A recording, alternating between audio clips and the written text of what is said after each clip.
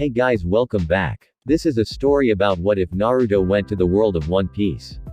Naruto's age has passed him by as his time is over. Now he attempts to seek out a place for himself in the new world, and it's bigger than he ever figured it to be. Will be epic in length. Before we start, thank you for all of the support, it really means a lot to me. Don't forget to subscribe to this channel and leave a like. You can suggest a Naruto fanfiction with a link in the comments if you want me to read it. And check the description for the creator of this great fanfic and support them for making this fanfic. So let's start. Chapter 45. The will to advance. Due to being spoiled by his own ungodly swift recovery time, Naruto really found himself quite bored when he had to wait on someone else to wake up from catastrophic injuries. It wasn't nice, he knew it, but at least he wasn't doing something insensitive like tapping his foot on the ground impatiently. And he'd blocked every yawn that seemed like it would come his way, so it wasn't that bad. It had been a while since he'd taken Robin to Luffy's bedside and it showed. Vivi was asleep next to him, leaning on his shoulder, scrunching up her nose in discomfort every time he moved. It was a good thing he was great at not moving. Han had kicked them out of his room, but allowed Robin to stay. While he could have skirted her will and remained behind, it wasn't worth upsetting a delicate truce just to try and throw some weight around. Due to the magnificent view that the palace of the Snake Princess granted of the city of the Kuja tribe village, the chosen area of choice to sit and wait if they weren't allowed back in Luffy's room was out on one of the numerous balconies overlooking everything. Vivi slept, while Naruto let his mind wander about things, such as where his guys were and what they were doing, if his clones had gotten anything done while training on the seas today, and why Vivi seemed to have difficulty sleeping when on the ship but was sleeping soundly right then and there. Out of nowhere, Kurama, who was sleeping on the floor, perked up, going nearly ramrod straight and baring his teeth a bit. I sense someone disgustingly powerful on this island. Very close. Oh, well thank you bud. Naruto replied with a big grin, reaching down to scratch Kurama on the head. That's nice. In his circles, that was perceived as a compliment. Not you, Jack. Feel out and see for yourself. Shutting his eyes momentarily, Naruto did just that, and it didn't take him long to pick up on what his fine-tailed friend was referring to. Whoa. That's like, around as strong as Aokiji. And that wasn't a small feat. He couldn't even tell if it was more or less yet. No ill intent or hatred though, so it probably wouldn't end in a fight. What's an Aokiji, and why do I care? Kurama asked, batting his tails around lazily. Aokiji's this guy that made his own permanent island out of ice by freezing the ocean over just so we could fight on it. I couldn't use water ninjutsu against him. Naruto explained, remembering the bumps he took in that fight.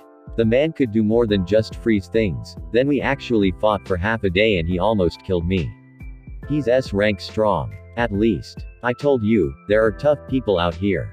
Tough was an understatement. The world was incredible. And you just now decided to go back and get me. What? Did you think I was going to turn you down? I don't know, maybe. But why does this person feel familiar though? It took a bit longer, but the doors out to the balcony were thrown open and Boa Han walked back in with some company in tow, but not the kind of company that one would have expected one such as her to have with her. A tall older man with a scar over his right eye, a white beard, and long white hair. He wore glees, a simple t-shirt, shorts, an open silver hooded cloak and sandals. Very underwhelming in appearance, but this was the source of the power. Kurama had a low rumbling growl in his throat that he tried to quell. Yeah, there was something about this person that he didn't like, which was weird because while he didn't like most people he was willing to at least give them a swow. What the is my problem?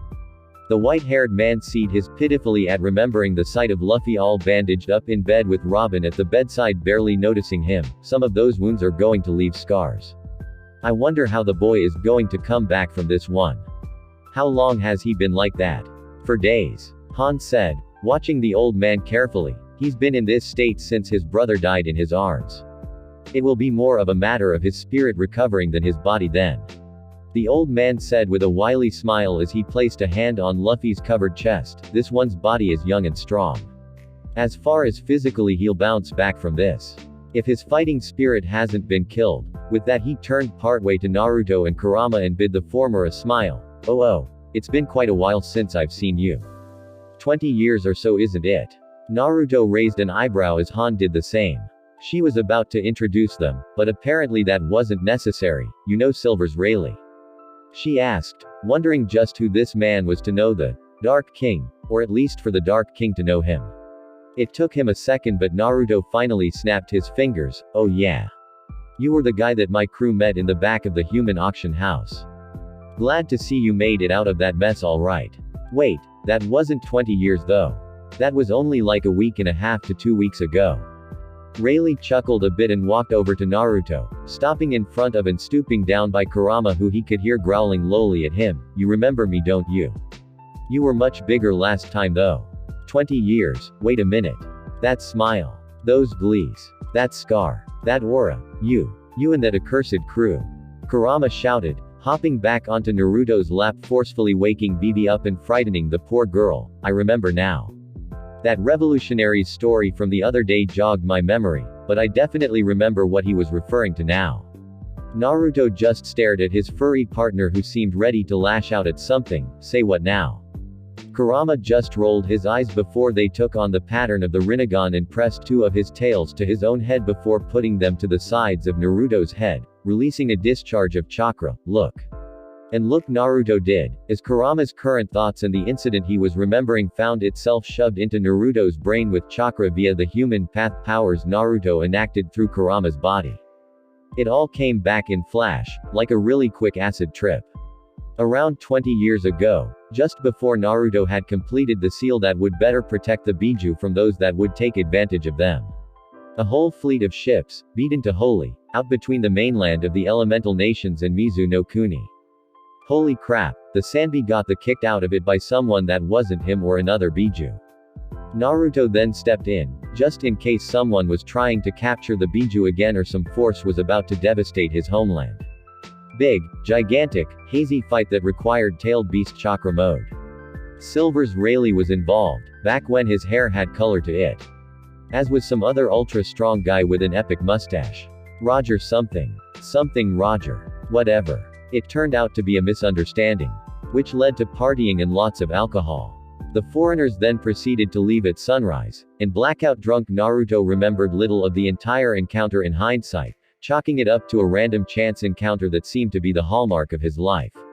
Apparently not. Holy. Naruto said, pointing at Rayleigh, a man he most certainly didn't expect to ever see again. I remember you. You took a Fudan Rasengan like a champ and got back up. Didn't your captain deflect a Rasenshuriken into the air before it went off or something? Kurama grouchily tail-slapped Naruto for bringing that up. I still have the scars from the first thing. Rayleigh said with a good-natured laugh, you certainly look well. And I thought we were around the same age. Standing up, Naruto swung his hand out at Rayleigh, who did the same, and the two clasped the grip tightly around the forearm of the other with enough force for a bit of wind to blow through the room. Like two old friends or something, even though they'd only met once. How's that captain of yours? Oh, what's his name? He's probably ancient too. Once again Rayleigh chuckled. How many people in the world didn't know his captain's name after hearing it even once? The elemental nations really were far away from the affairs of the rest of the world. I'm afraid he disbanded the crew and wound up ping on not too long after our meeting. Yeah, Naruto said with a frown. He was sick when we fought. He couldn't possibly be implying that Uzumaki did what I think he did. Han thought to herself as she watched the strange interaction between two of her guests that really shouldn't have known each other. You're telling me that Uzumaki fought against the Pirate King? He called himself the Pirate King. Naruto snickered with a grin. I like that. He did too, but other people gave him that name. Rayleigh clarified dryly. He had your particular flair for the dramatic, and I see you haven't really lost much of that.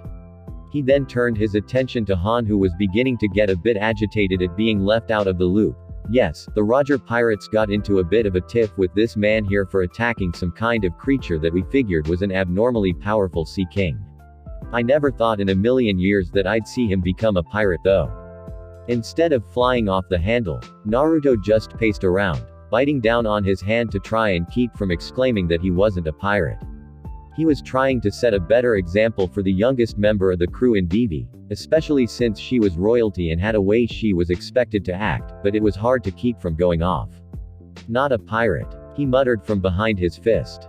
An irritated Han just held her head and shook it in response. I'm simply going to stop letting myself be surprised by these things. To be surprised as a Shichibukai. How shameful. I can only imagine how your crew manages to deal with you every day. Yawning as she sleepily got her bearings in time to catch the end of that question, Vivi answered what was meant to be a rhetorical query, because sometimes they can all be worse. Meanwhile on board the natural disaster. On board the natural disaster, the members of the crew that had remained behind from the island of the Kuja pirates still had the trials and tribulations of the Grand Line to deal with. Fortunately they had already braved that neck of the waters and knew what to expect for the most part. With Naruto gone, captaincy of the vessel fell to the first mate, Soren. Soren, who had absolutely no reason to care about leading the ship in Naruto's stead, was busy getting blitzed in the shade underneath one of the two main mast trees. There was no shortage of alcohol on the ship. There's so much drink on board I don't know what to try next. Soren said groggily, surrounded by bottles, so much wine, so much rum, so much liquor in general. My new best friend is Byron. Where is that long-haired, musical motherer? This is where he was found by the next person meant to be in charge on the ship in case the captain and the first mate were indisposed. Drunk out of one's mind counted as indisposed, didn't it? Oh my god you lush. Nojiko said as she walked out onto the deck and stood over the drunken former in with her hands on her hips. It's still daylight out. Have a sense of decency and responsibility. You're supposed to be in charge. How sober do I have to be just to steer the Ing ship? You're not steering a thing. You're so far from the helm I don't even think you could walk that far now. I'm not even that drunk. You're totally drunk. You're swaying just sitting down. That got a stern, serious look out of the bald, tattoo-faced former and bounty hunter. Woman, you're not drunk until you have to grab onto the GR to keep from falling off of the earth. Nojiko didn't know quite how to respond to that one. Thus the conversation lulled into silence as the foxhound first mate continued to imbibe in the ale. Fa, what's this one? It's Ing got kick. Woo. Soren said after taking a sip of some random bottle. I can totally see up your skirt from this angle by the way. Good on you. He pointed out, tilting his head back as he took a miv swig. See, feeling the barrel of one of Nojiko's pistols up against his forehead, he lowered the bottle from his with a pop and grinned fairly at her. Alright, you and I both know that you won't shoot me in the face, so. And with that Nojiko pulled the trigger and swow him in the head, snapping his head back and bouncing off of the trunk of the tree. You've been training Rokushiki a lot, haven't you? The gun-toting beauty commented after noting that no blood came from the pistol swow straight to the head. I didn't even see you tense up and brace for that one. Soren lowered his head with a vengeance. Ow. What the? You just swow me in the face, you crazy. If I didn't have Tekai on. But you did have it on, so nothing happened. Nojiko reasoned, spinning the offending weapon by the trigger guard, a slow smirk growing on her face. So that means that you did know that I would shoot you in the face. That's not the point. Soren yelled. Bullet still stuck to his forehead and slowly melting due to the acid exuding from his skin out of growing irritation. Who shoots someone in the face when they're pissed? I do, because I can't hurt you or Naruto-kun by hitting you when you idiots are being stupid. Nojiko caught her gun by the barrel and held it with the grip being shown. I know pistol whipping you hard-headed jerks doesn't actually work. Naruto-kun just sells it like it hurts because he knows when I'm upset. Nobody else usually cares when I drink during the day. It was the first day back out at sea and he wanted to commemorate it properly. You're usually not in charge. Stopping her yelling, Nojiko pinched the bridge of her nose to hold back the anxiety. Okay, just, please take these back inside and go get something from Murat to sober you up. You can drink when the sun goes down. Soren gave her a taunting salute before scooping up the bottles in his arm and jogging back inside of the ship. Now Nojiko was the one that needed a drink. Moving slowly as she went back inside as well, the blue-haired first lady of the Foxhound pirate crew sat down on a couch in the common area and let the smells of lunch coming from the kitchen soothe her, as well as the sound of Byron playing the piano that they'd managed to obtain from the Toads before departing their mountain. Why Toads had a piano they didn't know. They weren't explaining, and they'd all learned a long time ago to not ask questions. The pleasant light-hearted laughter of Miss Valentine rang out from the kitchen, probably at her expense. With a roll of her eyes, Nojiko made sure her pistol was loaded before curving a swow through the open doorway to the kitchen, only to hear it ricochet off of something metal. Hey! The swow prompted the feather-haired Byron to stop playing and look around to see the smoking gun in Nojiko's hand. Miss Nojiko, is everything alright? I guess so. Don't worry about it, she said, waving the pistol idly before she spoke up for the benefit of her target. I knew I wasn't going to hit you, Nojiko said, leaning her head back on the headrest. Out came Miss Valentine, and instead of being bright and comforting, her smile was actually rather intimidating to reflect her ire. She held a cast iron pan that now had a bullet dent in the bottom of it. And just how did you know that? You couldn't see me. Nojiko tapped her pistol off of her own temple for emphasis. Safety on, of course. Hockey, she said before twirling her gun and reholstering it safely. It's getting stronger. I really wish it wouldn't. It's giving me migraines. She rested a hand on her head over her eyes. The scary factor of Miss Valentine's smile dropped and she went back into the kitchen to put the pan back before coming out and sitting down next to Nojiko as Byron went back to playing. Come on honey, is it really so bad? It wasn't, but it got stronger on the mountain. It was why she didn't partake in any of the raucous partying that the rest of the crew did with those toads. She barely slept well while they were there too. Something about the aura of the place just made the clarity of her mind's eye that much clearer. Sensing Naruto's high-speed battle with Kizaru in the sky above the ship a while back nearly split her skull in half as her mind wasn't prepared enough to keep up with the images being projected into it, but something about Mount Myoboku made her senses more intense. Whether that was a good or bad thing was subjective.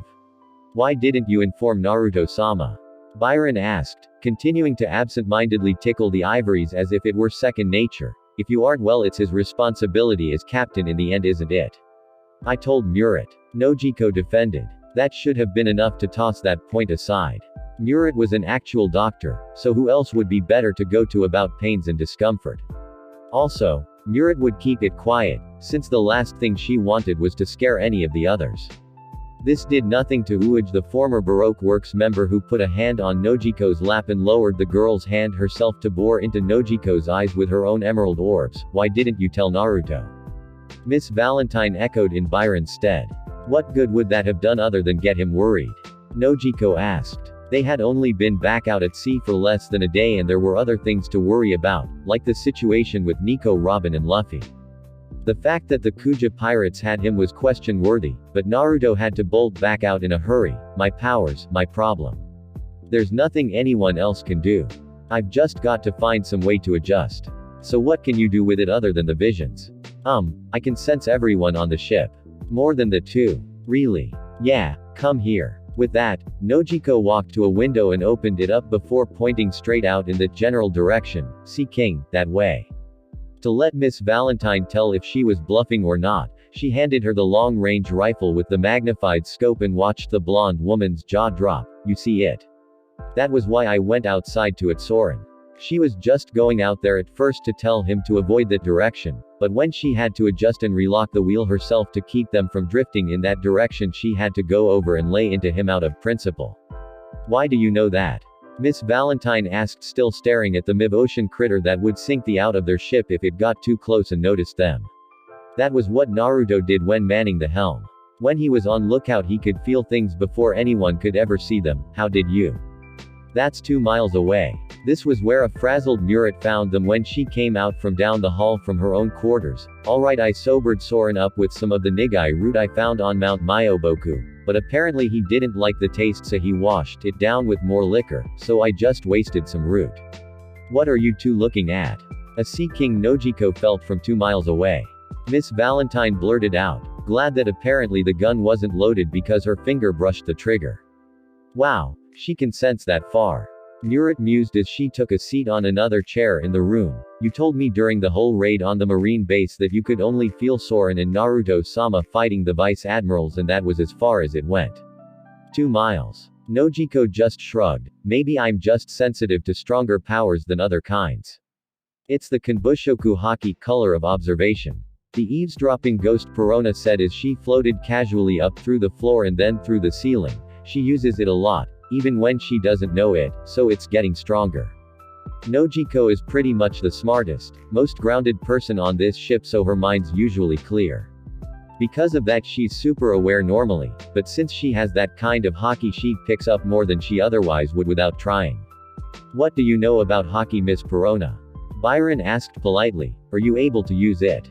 "Afraid not," Verona said, poking her spectral upper body out through the ceiling. "I still heard things though." Mariah-sama saw a lot of things before he went to the New World and his first crew was destroyed by Kato. Byron began to play a slower, more bombastic tune, his voice having a bit of a hum to it as he spoke. "I too have heard many things. They say that a strong enough haki of a certain kind can harm users of the Logia-style devil fruits. I never had the misfortune to run into anyone capable of using it though until coming across Admiral Kizaru. That other kind is pretty dangerous too."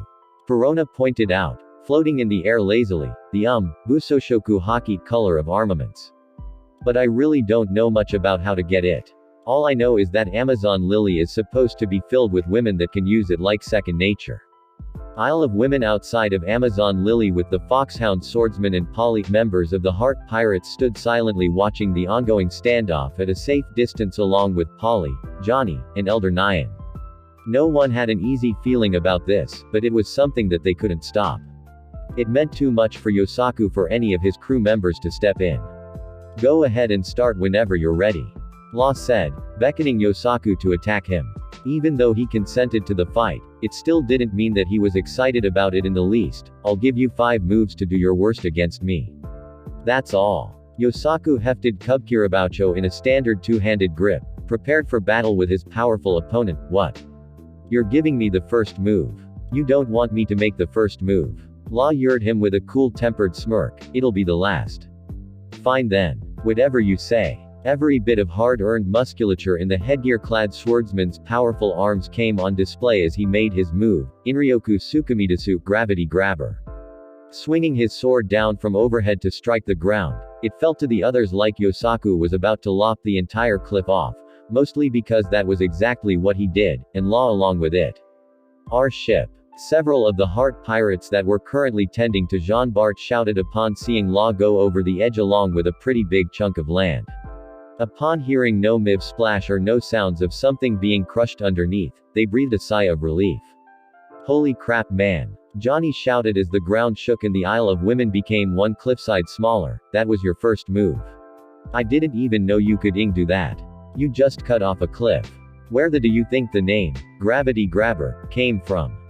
An irritated Yosaku yelled right back at him as the land continued to quiver from his last move. "That was what I made it for." "Bull. When have you ever done that attack near a cliff?" Johnny shouted in turn. "Every time you've ever done that move you just cut a deep, huge straight line in the..." "Oh. Never mind." The Kuja Elder Nyan was completely flabbergasted, but for a reason that the others weren't even pointing out, Kubikiraboucho hadn't even been complete. It was still somewhat broken from his last fight with Jean Bart. Strength like that is absolutely terrifying. And he didn't know how to use haki. "He sure took his swow though, didn't he?"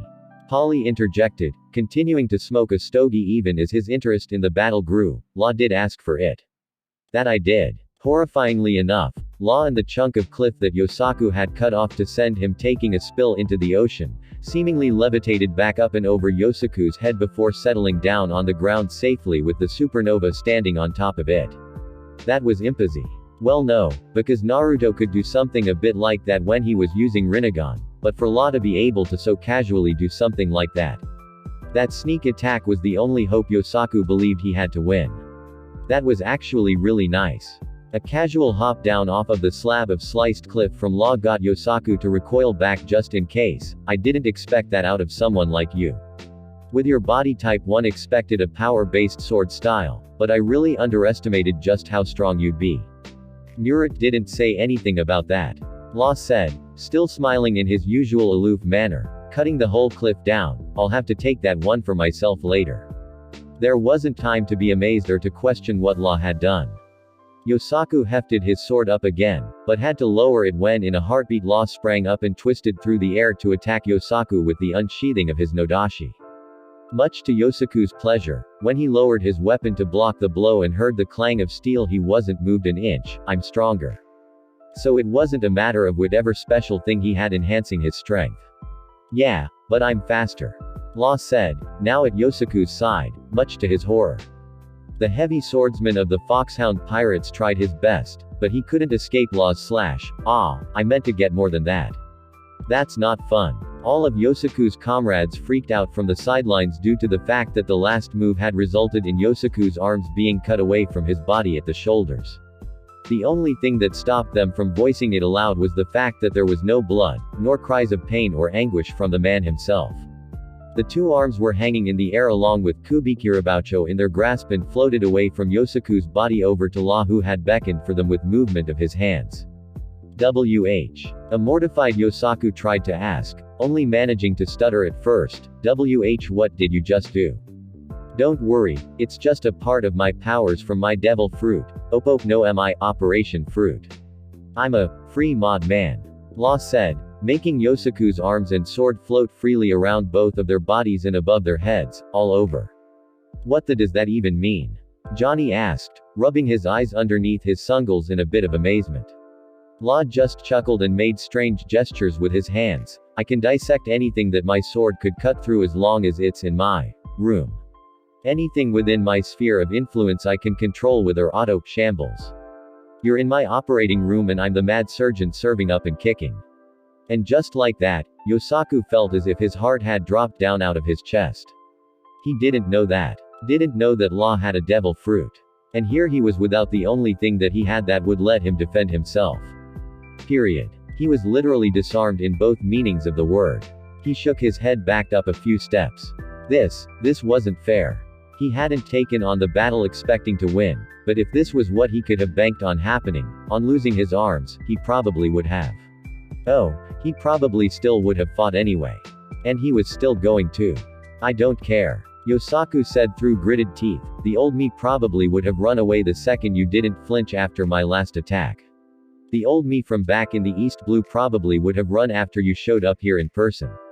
Wait. As Yosaku said that, Law paused in his hand movements and his dismembered arms stopped moving right by him. Not only that, but why did his arms visibly tense up when he imagined gripping his sword as tightly as he could? Really, blood came from his hands and spilled onto the ground, which was what let him notice everything. Look. Just quit. Law said, placing his hands on his hips. I can just put your arms right back on, and I don't really want to break your spirit like I'm going to. Sanhyakurokujudo Funke, 360 degrees decapitation. Only the look of focus on Yosaku's face warned Trafalgar Law that he was about to get nailed, and he ducked to avoid getting his head separated from his shoulders, losing his hat in the process. With a move of his hands, he moved the arms away from him, but could not separate them from the hold they had on the sword. I do believe you've killed my hat. Law deadpanned as it fell to the ground with the top cut off of it. You moved your arms. Oh yeah. Yosaku said, Air Yosaku coming atcha. Ufuku, round trip. Yosaku's arms independently proceeded to hurl Kubikiraboucho at Law before the man performed a lifting motion with his index finger and stopped it cold without any drag whatsoever. Tact. I told you. I have complete control of this space. With that he turned his hand away and sent the sword flying back at the armless Yosaku, who barely dodged it as it ripped through the ground. As he dodged he saw the sword come to a stop a certain range away. Wait, that's it. That's his ran. Mesu, scalpel. Law struck Yosaku square in the chest with his bare hands, and out the back of his chest flew a small cube, leaving a hole in Yosaku's body where he had been hit. Johnny watched Yosaku's frozen form before he saw his best friend sink to his knees on the ground, but there was no blood. Looking closer at the cube that had hit the ground right behind Yosaku, he went cold. Inside of the transparent cube was a heart.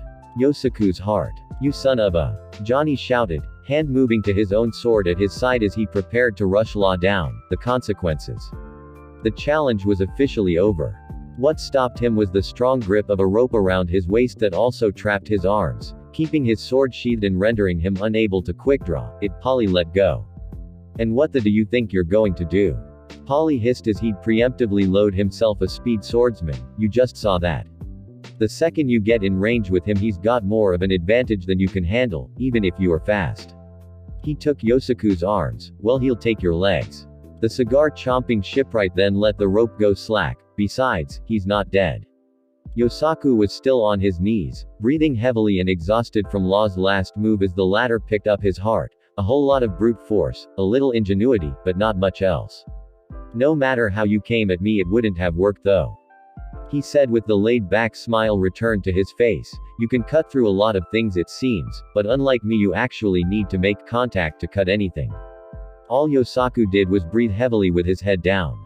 I'll tell you what, Law said, walking back in front of Yosaku while holding his heart out in front of him. I don't feel like defeat you because then I'll have Uzumaki Naruto at my throat and we can't leave the island just yet. I'm still Luffy's doctor. So I'll go ahead and give this back. Don't look down on me. Yosaku said quietly. That's all I can do. You're on the ground you know. Law replied dryly. You know, I'm usually not this nice, normally I'd. He then gave the heart a little squeeze, forcing Yosaku to cough a little blood. Do that, or worse. Then do it. Yosaku said, staring up at him with a bloody grin. You'd better do it. Because I'm not done yet. Sure, I'm not strong enough now. But one day I will be. Not without your arms. Want to bet? That caught Law off guard. Say what now? You heard me. Yosaku shrugged. Without arms. You took my arms, so what? I've got a mouth full of tiny little blades. And if they're not enough I'll get a razor-sharp grill or something.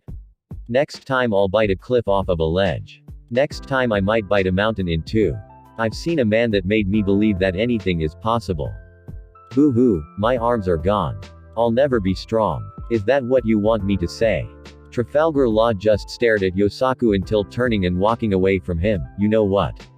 I'm not going to kill you, because Uzumaki Naruto will turn half of this island into a missile and throw it at me and my crew, but I will keep this for now so you don't attack me again. Tell him to get it back before you all leave. No need. I'll get it back myself. Yosaku said, not faltering in the slightest despite his complete defeat. When I'm man enough. All the superpowered surgeon could do was chuckle at that. I like that. With a gesture of his hands, Yosaku found his arms attached back in their rightful place. I guess if that's the way you want to do it, that's how it's going to go. Why are you giving me my arms back? Because I don't need him. Law said, holding Yosaku's missing organ up. After all, I've got your heart in my back pocket. He turned his head and addressed his crew. I'm heading back to the palace in town before Boa Han starts throwing a fit. I don't need that. Keep watching the sub. Yosaku watched him go and worked his arms out to figure if everything was where it belonged before standing up placing his Miv cleaver blade back into its harness. Now that the battle was over for good, Johnny walked up to him and stared at Law along with him. Are you alright?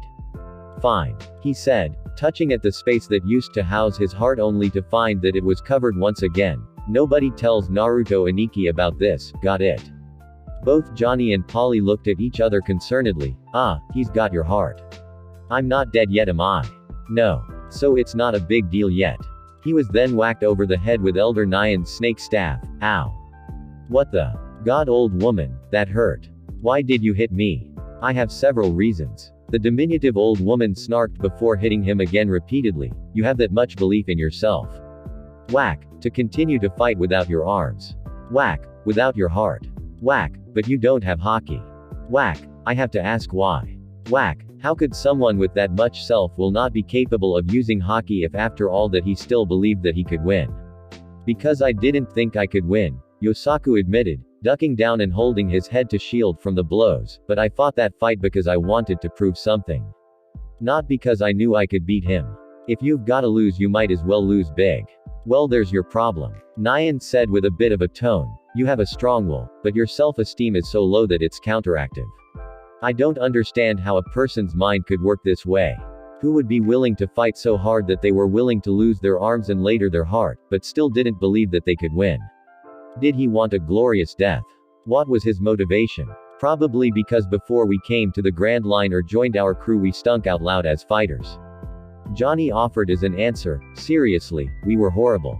Yosaku might have lost today, but back then, woo. I see. Elder Nyan said, I shouldn't do this since you're men, but enough of Amazon Lily's old archaic traditions are being broken constantly lately, so why not?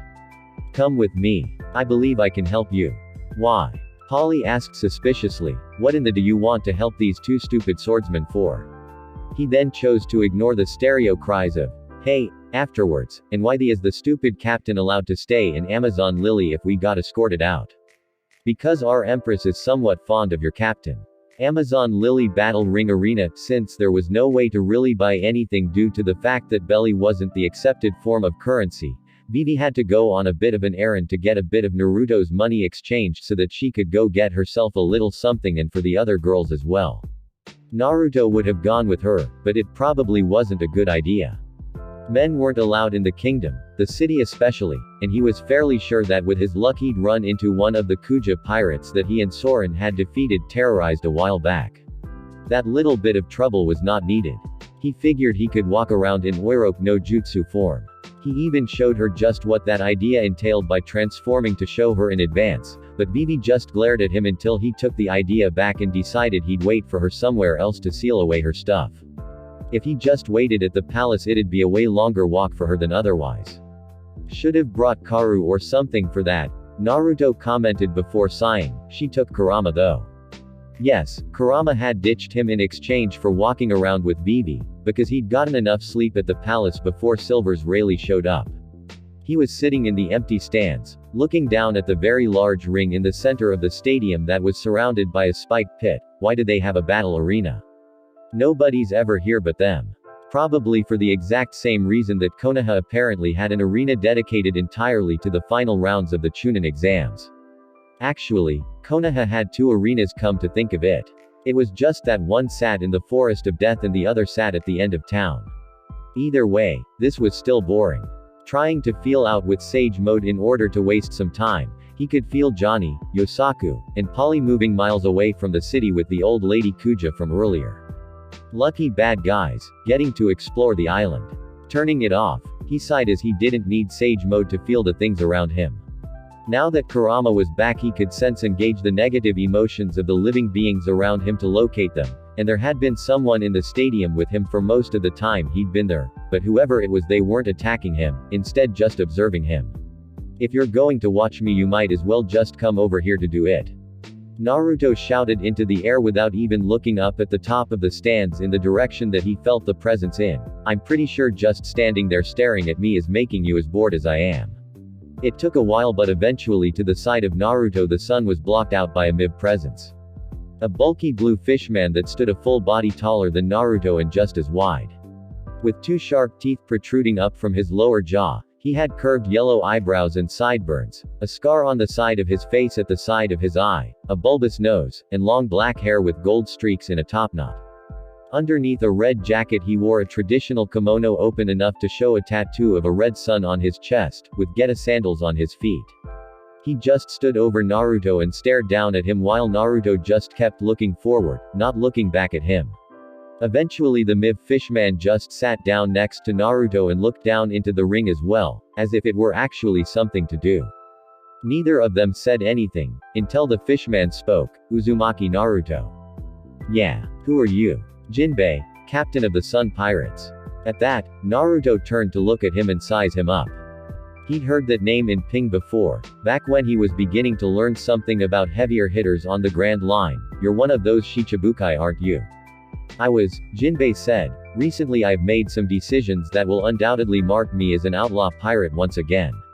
Refusing to take part in the Whitebeard War was one, as I refused to fight against a man as great as he, and the other was icing Monkey D. Luffy in trying to rescue his brother Ace from Marineford.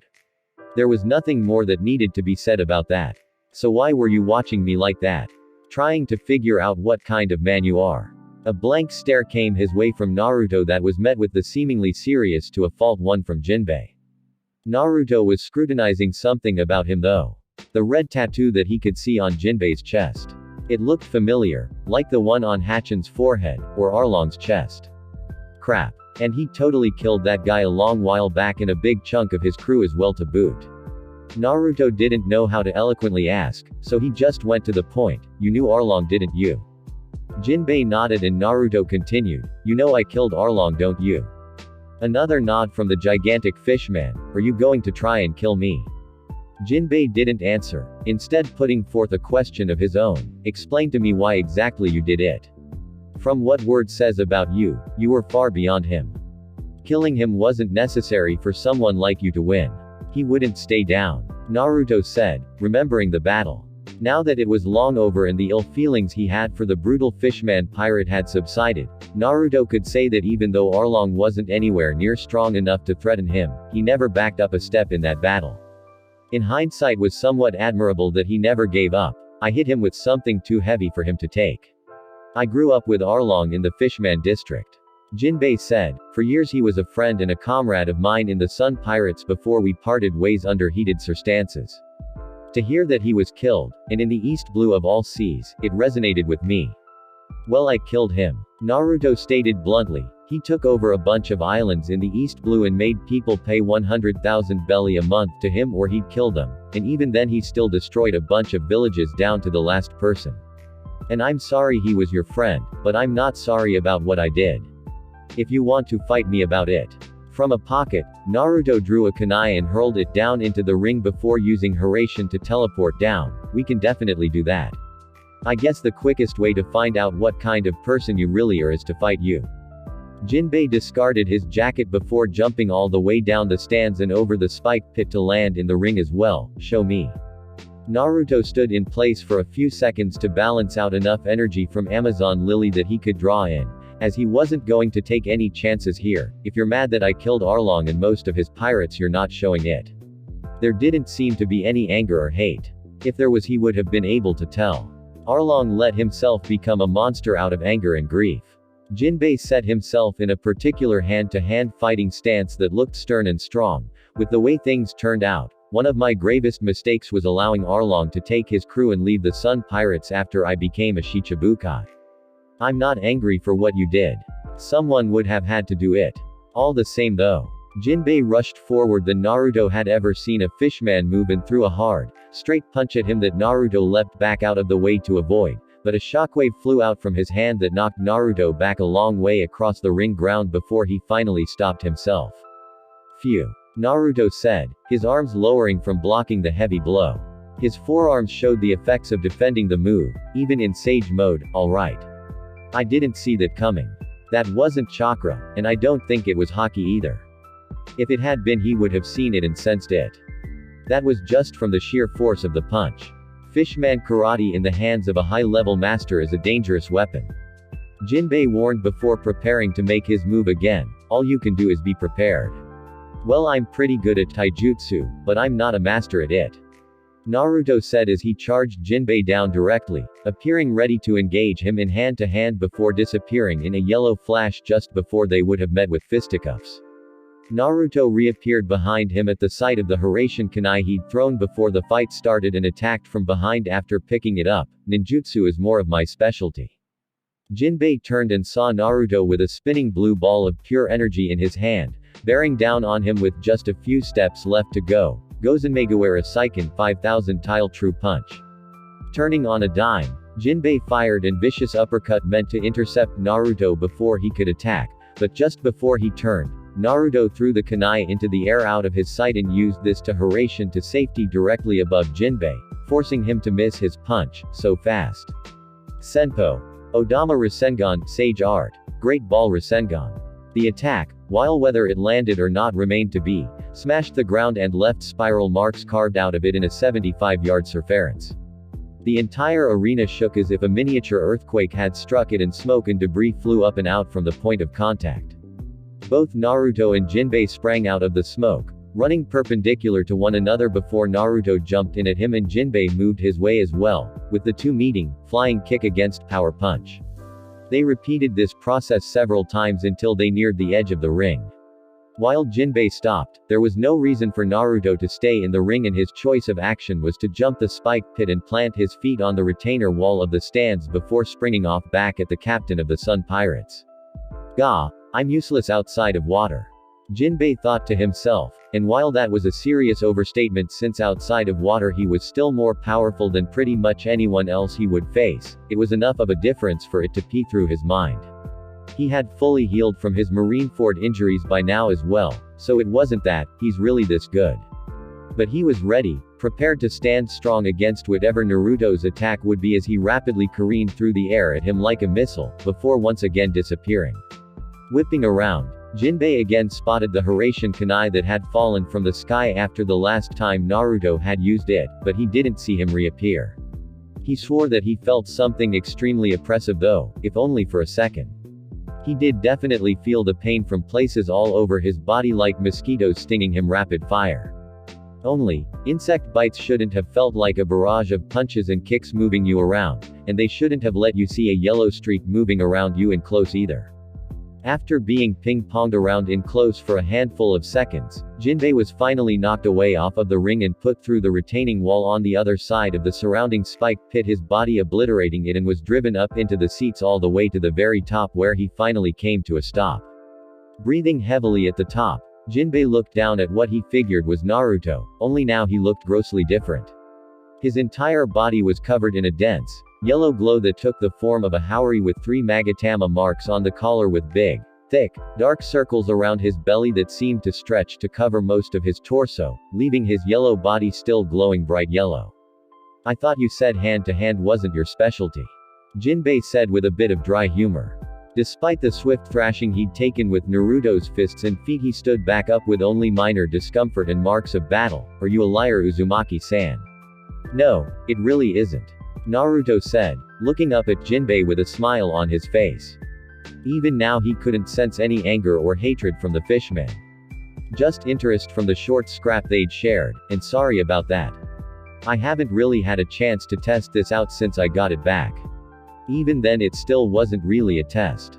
He needed a lot of open space and something that really needed to just disappear destructively if he really wanted to test it.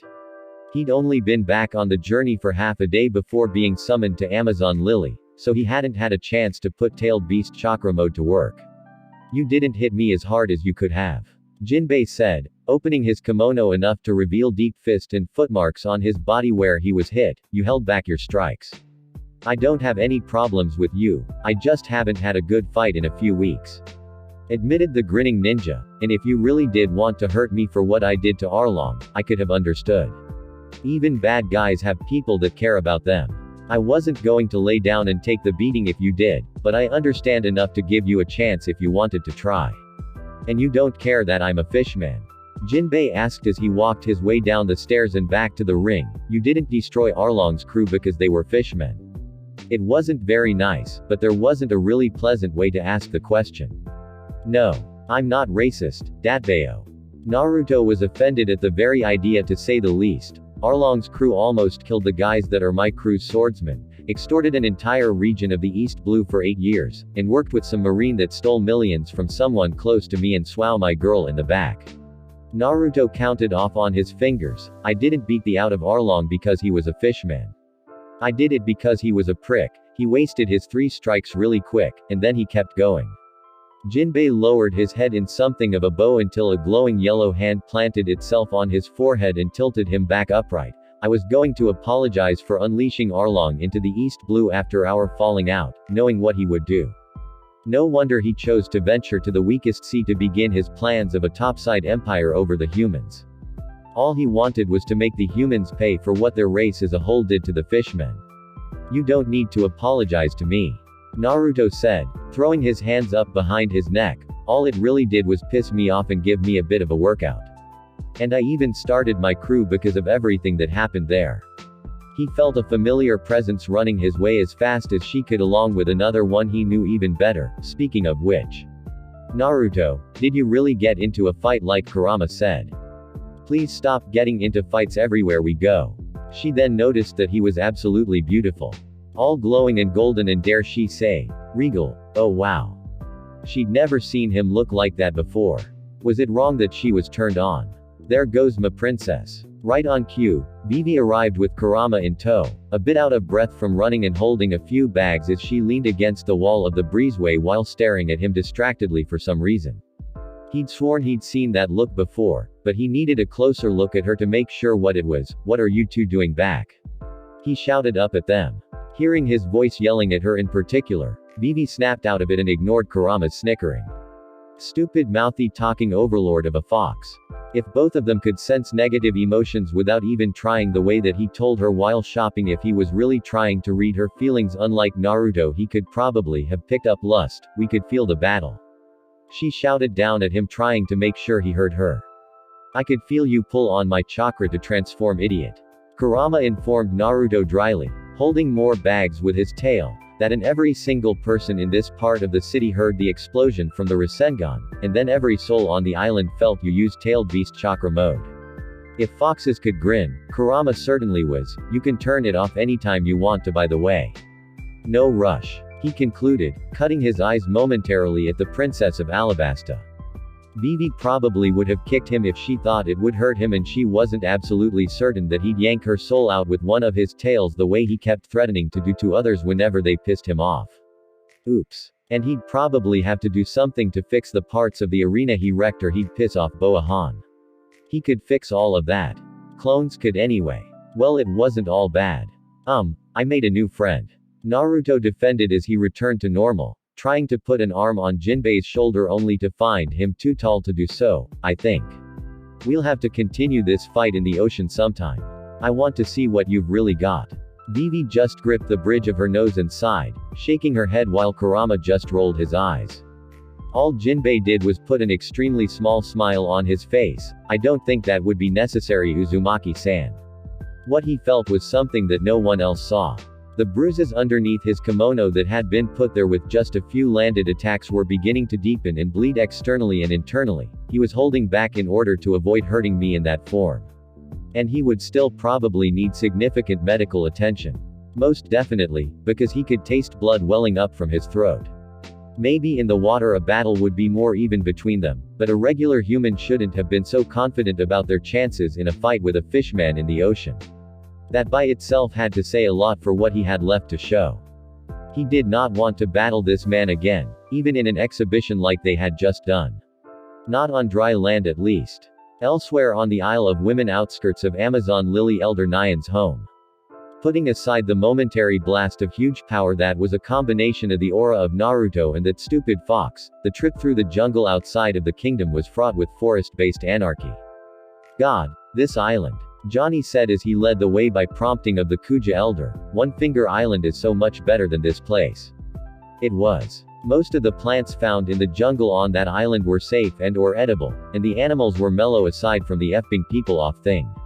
Outside of the city that they weren't really allowed inside of the Isle of Women kind of ed. All of the women lived only in Amazon Lily despite the general name of the island. There were dangerous plants all over the place, and snakes were abundant in all sorts of shapes and sizes. Their rivers and coasts played host to giant, vicious poisonous serpents as well, and the kicker was that since the Kuja tribe worshipped snakes they couldn't really kill any of them. He was keeping those laughing mushrooms though. Those seemed like they'd be a blast to eat in small doses. Eventually, after slogging through the jungle for a while, they wound up coming upon a rather scenic cliffside villa overlooking the ocean. Well, this is my home, Nyan said, stopping in front of Johnny, Yosaku, and Polly in what could be seen as her front yard, though it was still rather wild. Any questions other than why I don't live in the village with the others? Yeah, why the did we have to come all the way out here? Yosaku asked, pointing back in the direction that he knew the village was. I would way rather be in the city full of awesome women that haven't seen men before. Polly just scoffed at the thought. All of those harlot women walking around in nothing but loincloths at most, detestable. Okay, seriously. Johnny said, glaring at the blonde shipwright from behind his sungles. Keep talking bad about the women in this place and I might cut you.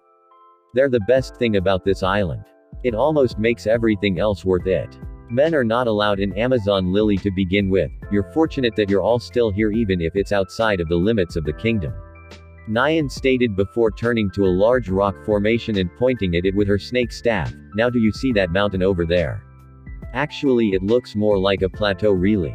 Polly said, puffing smoke from his cigar as he stood off to the side, arms crossed, just saying, it doesn't matter.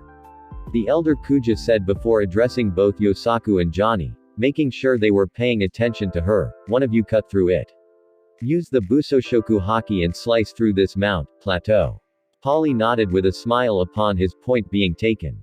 Johnny gaped at the old woman before finding his vocal cords. What in God's name, in the short amount of time that we've been on this island makes you think we're capable of something like that? I'm not joking. Neither was the lady. In case you haven't realized, I'm a speed swordsman, not a power swordsman. That's his bag. Johnny replied, and he just got through getting his heart removed if you hadn't noticed.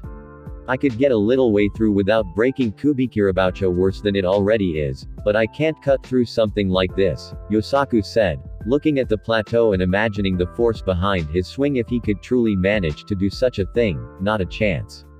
I don't know the first thing about hockey. He thought that learning how to break steel was something special when he and Johnny learned how to do it in their own respective ways, but to take down a mountain. Then again, Naruto cut through mountains for and giggles or turned them into oversized stress balls to hurl away for miles. Nyan just stared at him before sighing. I do admit that it is not an easy task to demand of you. As the Kuja tribe, we have an inherently better intuitive grasp of hockey than others. Especially since you came from the East Blue, the weakest of the four seas, correct? That's what people say about it. Polly said, adjusting his goggles on his head. I'm really starting to question that though. As a shipwright formerly of the Galila Company, he'd seen all sorts come through Water 7 during their Grand Line journeys. People from seas all over the world, north, south, west, and East Blue.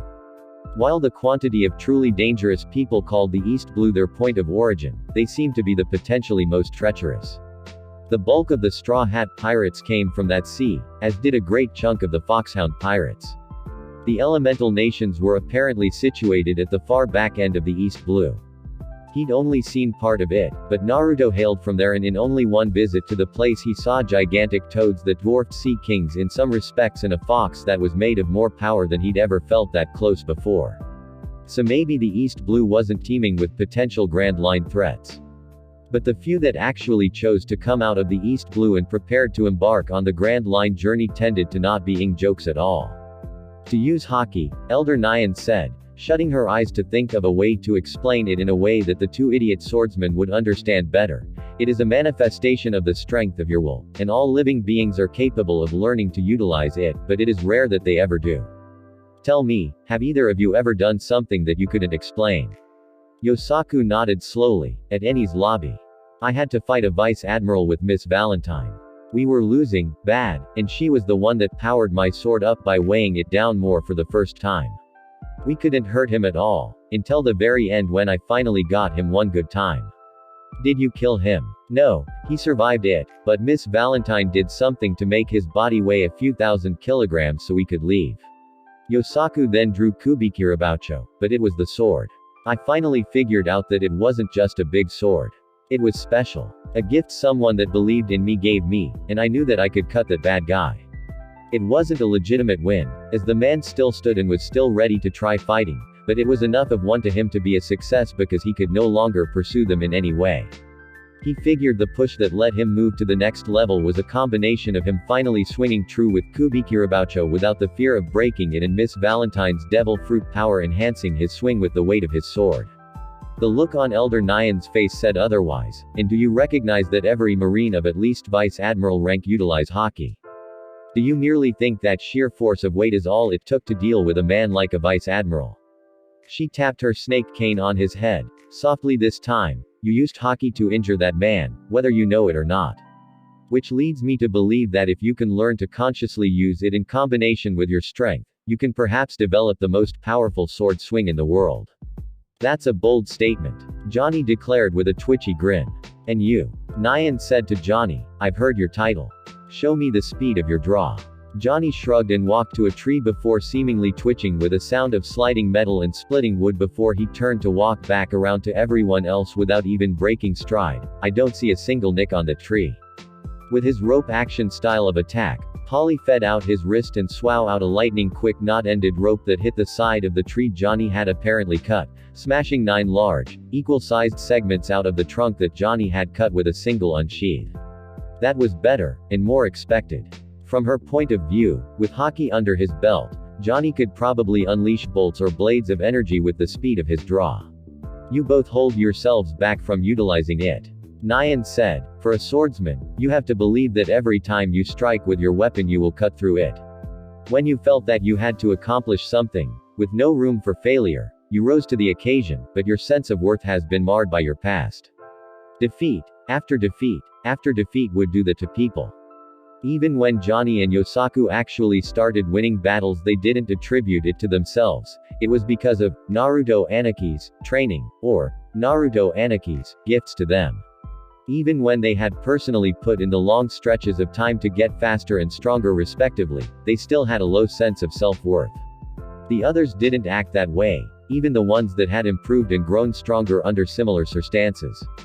Naruto gave Nojiko the guns she used and the waiver skates that let her move faster than she ever could have without them, but she understood that she had put in the work to improve her use of those things.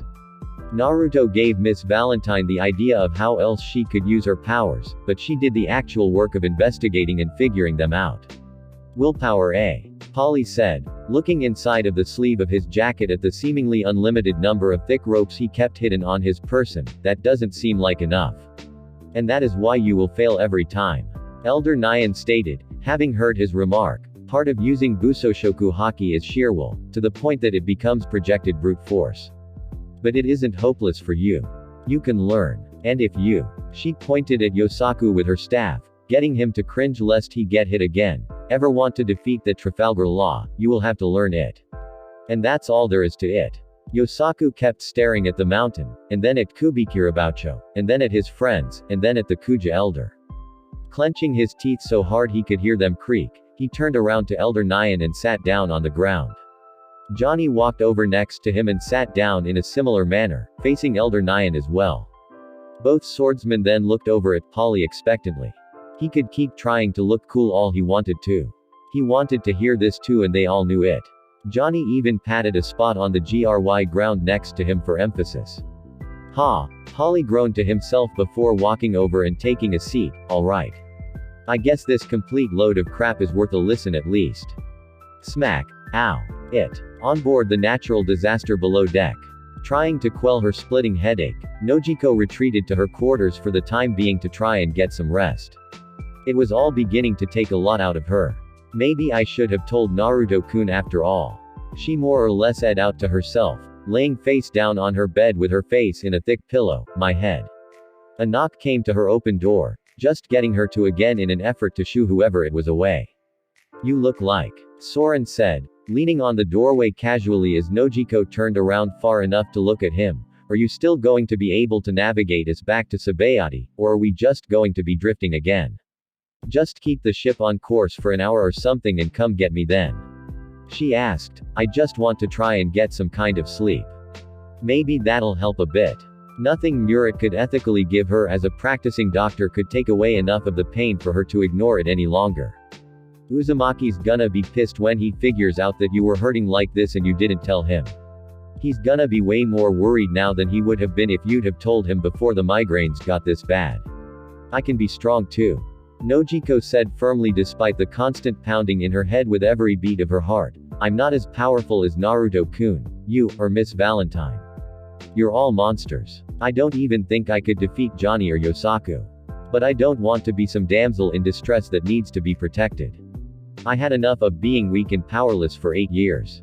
Soren just chuckled and shook his head, beginning to anger Nojiko at his attitude toward her until he actually spoke. You think you're weak? Being on this ship really is driving you crazy. You don't realize that you're one of the toughest women I've ever met. He said, much to her amazement. You don't even have a devil fruit, and I'd take you to have my back in a battle before almost any other chick I've met. I'd definitely take Valentine ahead of you, but everybody's got to admit that ever since she actually started training hard, Valentine is just awesome in a fight. This was absolutely stunning to Nojiko. Soren was surly, salty, sarcastic, and while everyone on the crew trusted him after watching him bleed over and over for the crew in battle, he was the last person anyone expected to give out whirring talks like that. He ended it with a bit of a backhanded compliment, but it was still something of a compliment. I don't want people to worry about me. The gunslinger femme said, holding her hands on her head. There are more realistic things to worry about than my headaches. I'll still be able to navigate, but other than that I'm not that important that it'd be a big deal if I was down. You really don't get it, do you? Soren asked incredulously. You're the ink glue on this ship. You're probably the biggest reason we all haven't either killed each other yet or died miserable deaths trying to figure out where we're going. Uzumaki might have brought us all together somehow, but some 5 feet 6,105 pound brunette keeps us all in check with the fear of God and bullets. What are you saying? I'm first mate, and Uzumaki's the captain, but nobody takes the half of the stuff we say outside of battle seriously. Soren admitted with a feral-looking grin. The buck stops with Uzumaki, but you're basically the one in charge. Everybody listens to what you say because most of the time you're right. You think the only thing special about you is that you can navigate on the Grand Line. Look, I'm only 20 years old, and I really don't feel like being considered the den mother for this nest of psychopaths. Cue deadpan stare from Soren. Okay, it's like drugs to me. The control was difficult to ignore or pretend that she didn't enjoy to an extent even if it was difficult. But what if one day I say something wrong and people get hurt, or we fail? What if my hockey's wrong, or what if I read it inaccurately? You won't because you're smart. It's as simple as that. Soren held his chin in thought to try and think of a way to get his point across. Alright, let's just put it this way. The guy that tore the grove that the human auction house was on off of its roots out of the ocean and crushed it into a big island-sized death ball in one move defers to you more often than not. That should tell you all you need to know. I'm pretty sure you're either really smart or the best lay in the universe to make that happen. I would totally shoot you right now if the sound of the gun going off wouldn't murder my senses. Nojiko said with a glare before softening her stance, but thank you. I didn't expect that out of you, tasteless as it was. Well, don't get used to it. And don't tell anybody either. Soren demanded, acidic mist coming off of the skin of his hand for emphasis. The last thing I need is anyone on this ship thinking that I'm not a bad guy. I won't tell anyone that you're a big softy underneath all of the sarcasm, scowling, and acid. Nojiko teased with a small smile. Wow, a little bit more polish with your speeches and you might just sweep the Tashigi girl off of her feet if you see her again. If she doesn't cut you in half first. And there it goes. An embered Soren said, leaving Nojiko's room before stalking off down the hall. You kept the moment for as long as you could beforeing with me, didn't you? All he could hear was Nojiko laughing from back in her room. I hope laughing hurts like right now. It does. Isle of Women jungle outside of Amazon Lily. After Elder Nyan's explanation on hockey, Johnny had gone off away from the others to think about himself, finding a wonderful little spot by the riverside in the jungle to rest and think. Think about himself, and where he wanted to go. His best friend had found a personal reason, a drive that made him want to improve. It was a reason that many people wouldn't understand, and a lot of people would call him a fool for, but it was something. He didn't really have anything to get stronger for. To protect the other members of his crew. Not a single one of them needed him to protect them. Most of them were stronger than him. He didn't want anything abstract like respect or love like Yosaku did, or to find a way to understand if true world peace would really ever possible the way that Naruto did. Everyone had something. Soren wanted violent, bloody revenge on Doflamingo. Nojiko wanted to see the world's ends. Polly wanted to be the shipwright of a vessel that could endure the Grand Line and its perils. Perona, while she wasn't a crew member, wanted to find Gecko Mariah again and make her own decision on her future from there. Miss Valentine, well, she just wanted to keep having fun. Vivi wanted to grow strong enough in mind and body that no one could try to enforce their will on Alabasta ever again. Byron, he was new, so no one really knew what he wanted yet other than to remain free from slavery. All Johnny wanted to do was to be a strong swordsman like his old partner Rorino Azoro in his own way, specializing solely on his favorite part of swordplay and the speed of the draw. He couldn't think of a deeper reason for wanting to be more powerful. The only thing he'd ever desired was to save people and to be cool, ever since he'd started being a bounty hunter in the East Blue. He'd had his moments sometimes, but he failed more often than not at that venture when it came down to just him. Yosaku had visibly grown in strength, even if he had lost to Law earlier, but for himself he just couldn't see the growth. He was fast, he knew that he was, but even so. His thoughts were brought to an abrupt end when he heard the sound of a rope tensing over the sounds of the jungle. Immediately he jumped to his feet and turned, instantly drawing his sword to cut through an arrow being swung at his back. Perfect aim. He got it right at the center of the arrowhead. Only he didn't cut it. If he hadn't planted his feet firmly on the riverside rock he'd been sitting on, it would have blown him off and into the water. Instead of slicing through the arrow, he merely deflected it after a 2-second struggle, which in context with the speed of the encounter was an eternity. I should have split that down the middle. Johnny thought to himself as he saw the swow fly off back into the wilderness. Oi. Come out. Why would you attack me? I'm just sitting here. Figuring that whoever his attacker was wouldn't reveal themselves as long as he was holding a sword, he sheathed it and held his hands up. Look, I put it away. I don't want to fight. Honestly, putting the sword back in the sheath made him far more dangerous than if he'd had it out to begin with, so it wasn't a loss at all to him. After a moment, a young woman emerged from the brush holding one of the island's shaped transforming snakes like a bow. Okay, so she was another Kuja. Kind of far from the city, but whatever. Like many of the women on the island, she was curvaceous and thoroughly gorgeous with unruly neck-length blonde hair, a small and revealing animal skin mini skirt and animal skin top that exposed much of her ass. Her clothing also consisted of a white cape, and a single black and white striped legging with a pair of high-heeled boots.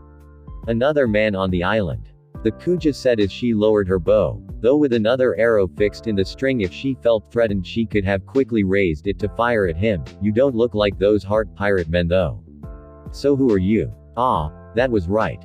They hadn't been very impressive when they'd been hurried out of the city from the palace, so word probably didn't spread that more men were there. Johnny. From the Foxhound Pirates. He could feel a distant intensity that he couldn't explain, but it compelled him to change up his introduction a bit. We're not pirates though.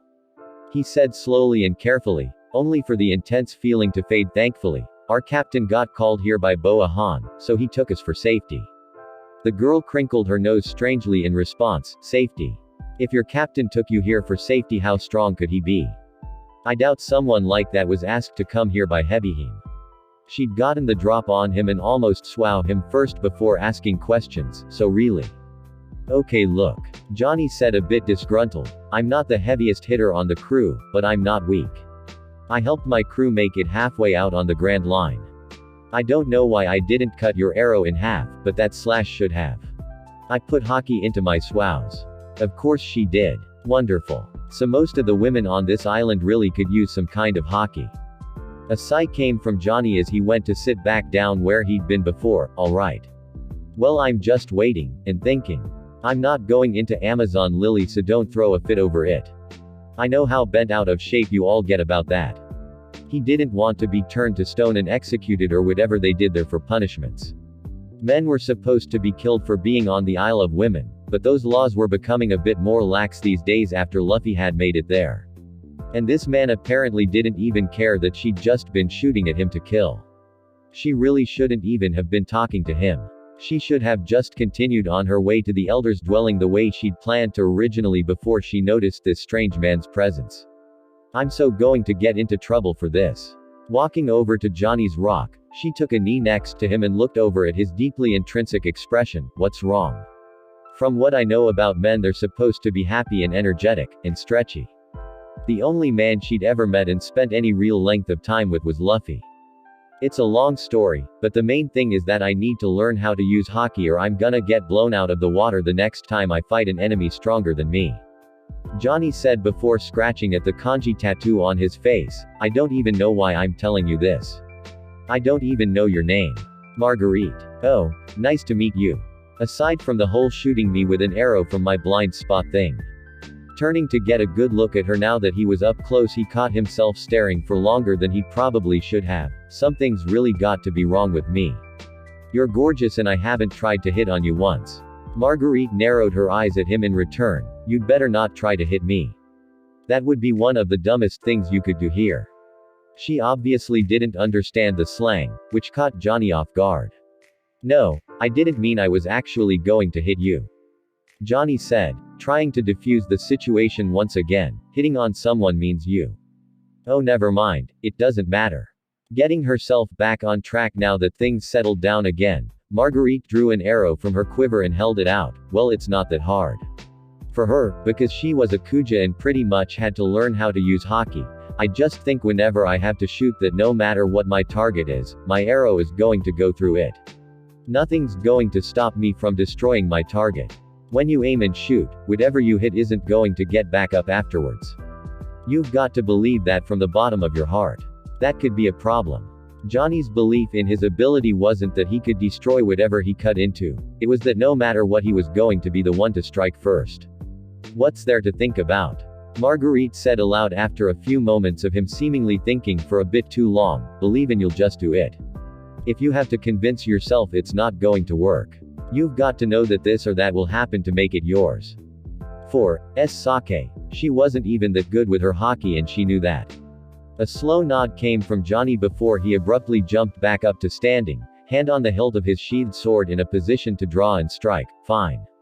My name is Johnny, the speed swordsman of the Foxhound Pirates, that aren't pirates. I'll be so quick on my feet that I'll slash you on your front and your back at the same time. My draw'll be so fast that when I cut you you'll see your blood change color in the air. I might not be the greatest swordsman, but I'll be the fastest.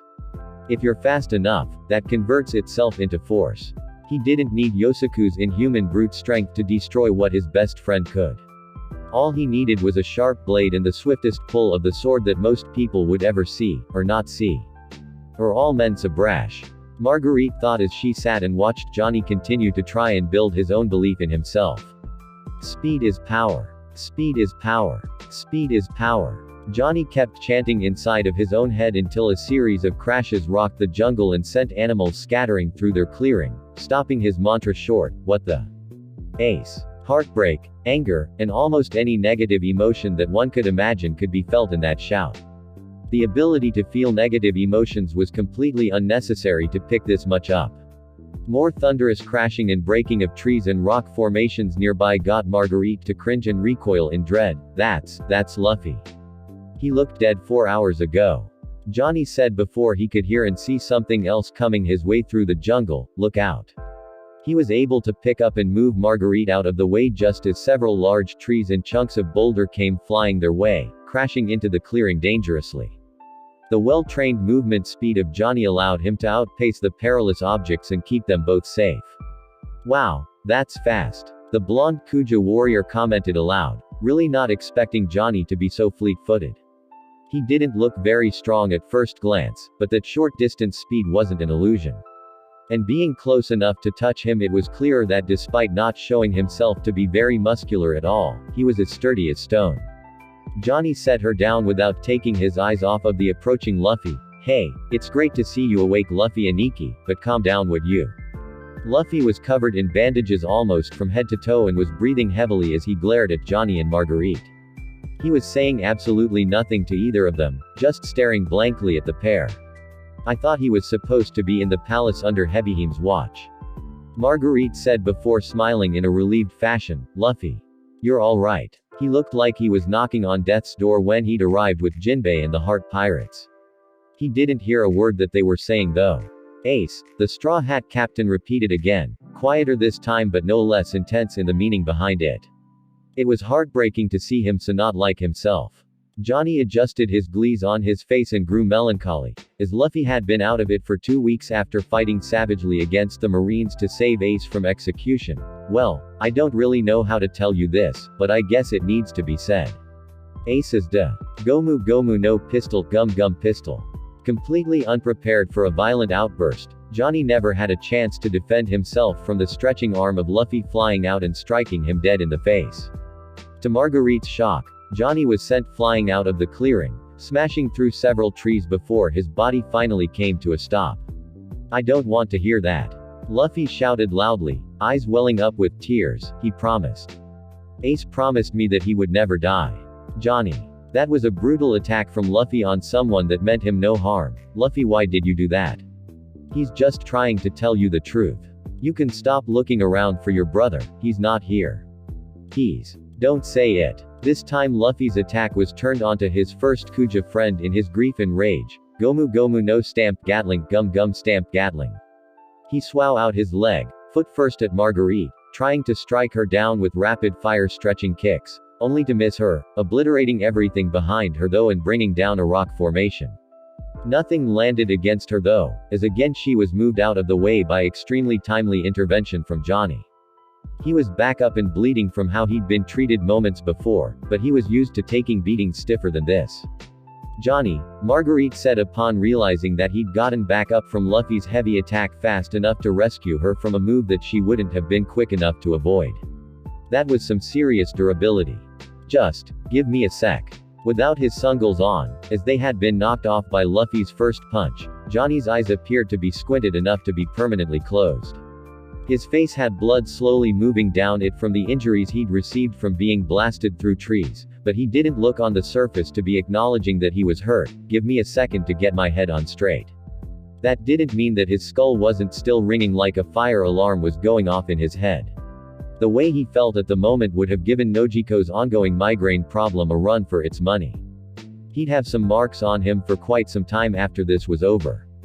Okay, this wasn't good. Luffy was in the middle of a rampage. That could be bad since the entire thing about men being on the Isle of Women apparently hinged on how Luffy was perceived. The trail back in the jungle that Luffy had made en route to where they were now seemed to go on for miles, probably starting from the palace outward. On top of that, he was in a dangerous sense of denial over the fate of Portgas d'Ace. He wouldn't even listen or try to talk it out. So now Johnny had to subdue Luffy before something bad happened, such as his wounds reopening, putting him back in dire straits and in need of emergency treatment all over again. Could he do it? No. Was he going to try his best anyway?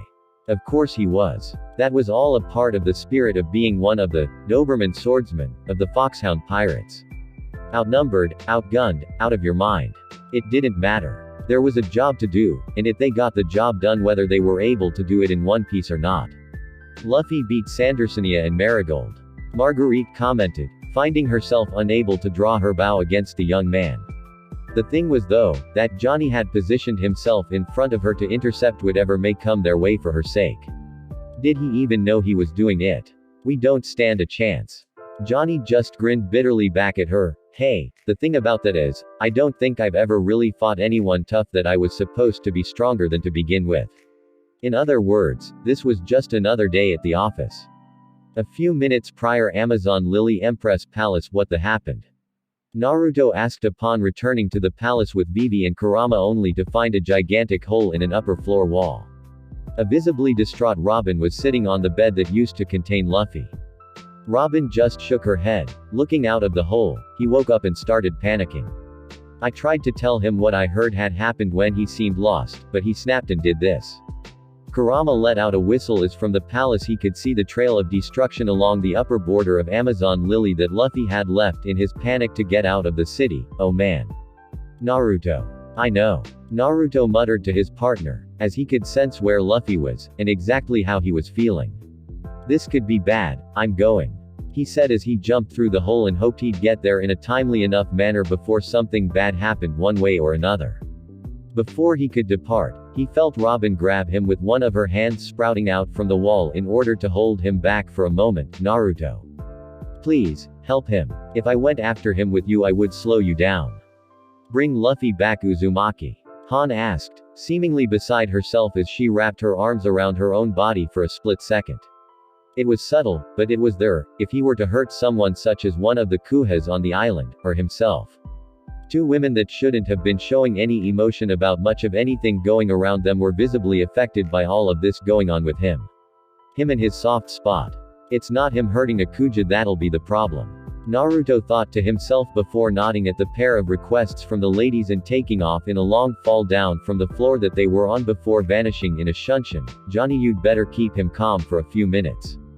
Chapter 46. Sword in hand. Naruto thought to himself frantically as he tried to navigate his way out of the city of the Kuja tribe.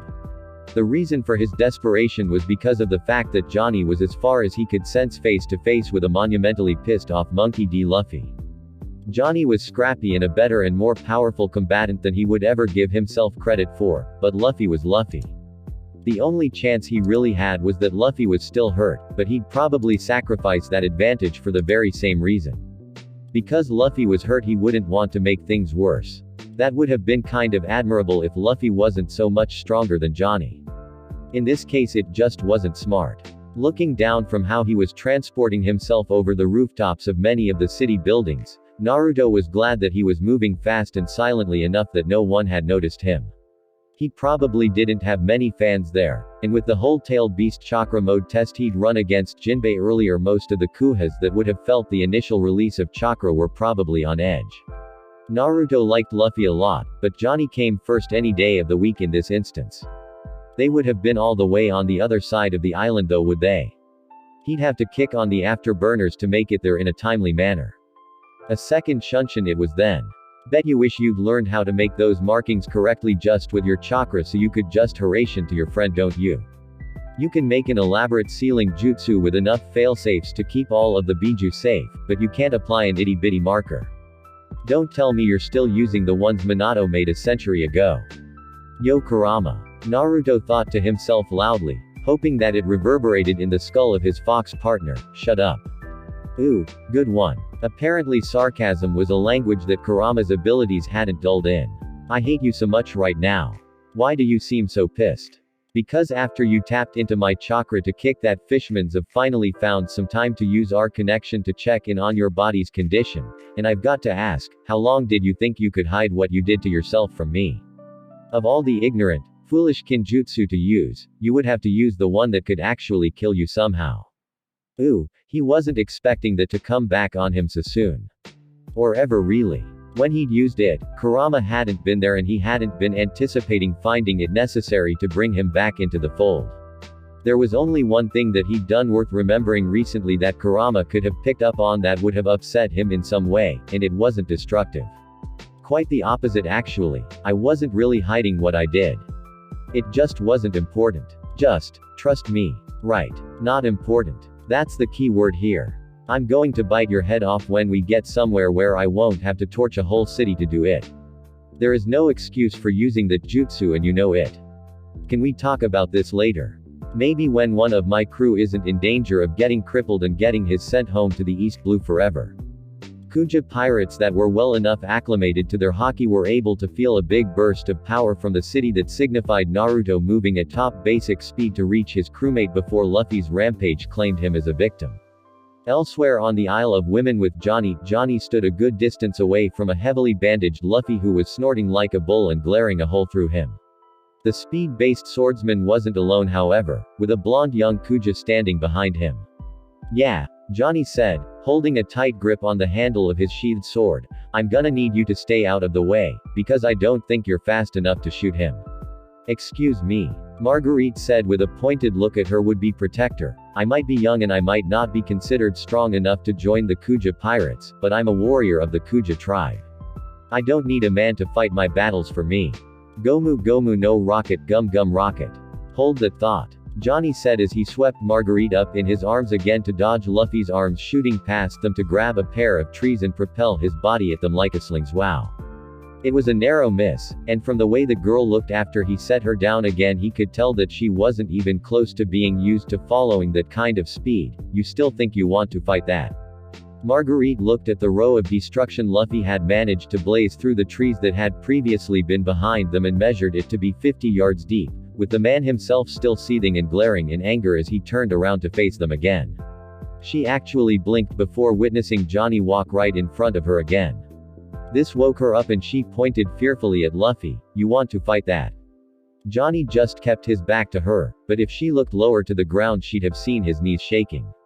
If she could see his face she'd definitely see tears of terror trailing down his face. No. I don't want to fight that. Not after the things I've seen this guy do. But he had to. There wasn't any honor in running away and leaving that girl behind. He was tired of always needing help if he actually wanted to accomplish something or win.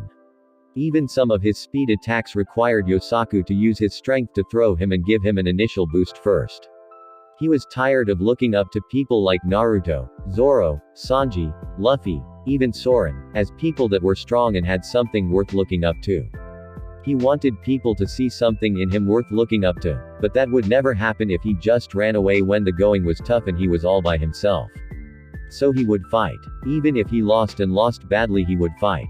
Maybe he could wear Luffy down enough to get him to stop. Johnny sighed and turned his sheath around in the position he was holding it in at his waist. Right. Let's do this. His feet dragged through the GR and dirt to settle himself into his Iaijutsu stance before he gestured for Luffy to come on. Luffy charged forward, as did Johnny with his hand on the handle of his sword, ready to pull it free. Luffy was hurt, so he wasn't going to be as fast, and Johnny managed to actually get the instep on him. Being fast wasn't just about motion, it was about timing, and his was on enough to land first with a blindingly quick draw, Subaru J sliding J. To Johnny's complete chagrin, Luffy's arms blocked his torso where he'd been aiming to strike with the first of his unseeable barrage, and he did it without buckling at all. Behind his glees his eyes went wide upon remembering that Luffy's body was immune to all but the most powerful of blunt attacks, and the backside of his sword was blunt in order to keep from defeat him. Luffy grabbed onto both of Johnny's shoulders with nothing but bad intentions in his eyes. Krajii. Luffy shoved his foot directly into Johnny's stomach and kicked him away, stretching his foot out to shove him farther away. The rubber man jumped forward, effing rapidly through the air as he reeled himself in and crashed his forehead off of Johnny's. Gomu Gomu no Marunoko Gum Gum Buzzsaw. Because he held him in place after landing the blow, Johnny didn't slide or fly away. His head snapped back and he froze as his body twitched before he sank to his knees. Luffy stood over him, holding onto his shoulders and breathing heavily. During the course of all of this, Marguerite had trained her bow back on the two of them, but lowered her aim after hearing the stone-splitting crack of Luffy's skull off of Johnny's. You weren't supposed to be able to hear things like that. The noise was disgusting.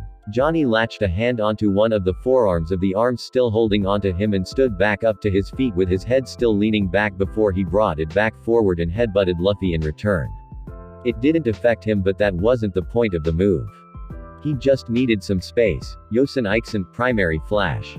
With a silver flash, Johnny resheathed and drew his sword again with a spin into Luffy's body, sending him sliding back across the ground and forcing his body to stretch out in a backwards direction before Luffy snapped it back like a rubber band to strike with it at Johnny, who blocked by holding up the sheath of his weapon. Grr. Blood coated Johnny's face, but he endured the attack before pulling his sword free from the sheath in his other hand in a short-range draw as he took several lightning-quick swings at Luffy, who managed to respond in kind. Stop it, Luffy Aniki. Ace is. Shut up. Gomu Gomu no Gatling Gum Gum Gatling. Luffy immediately sent back blurry, rapid-fire punches that forced Johnny to avert his strategy from attack to defense in order to deal with the reach that Luffy's stretching provided him.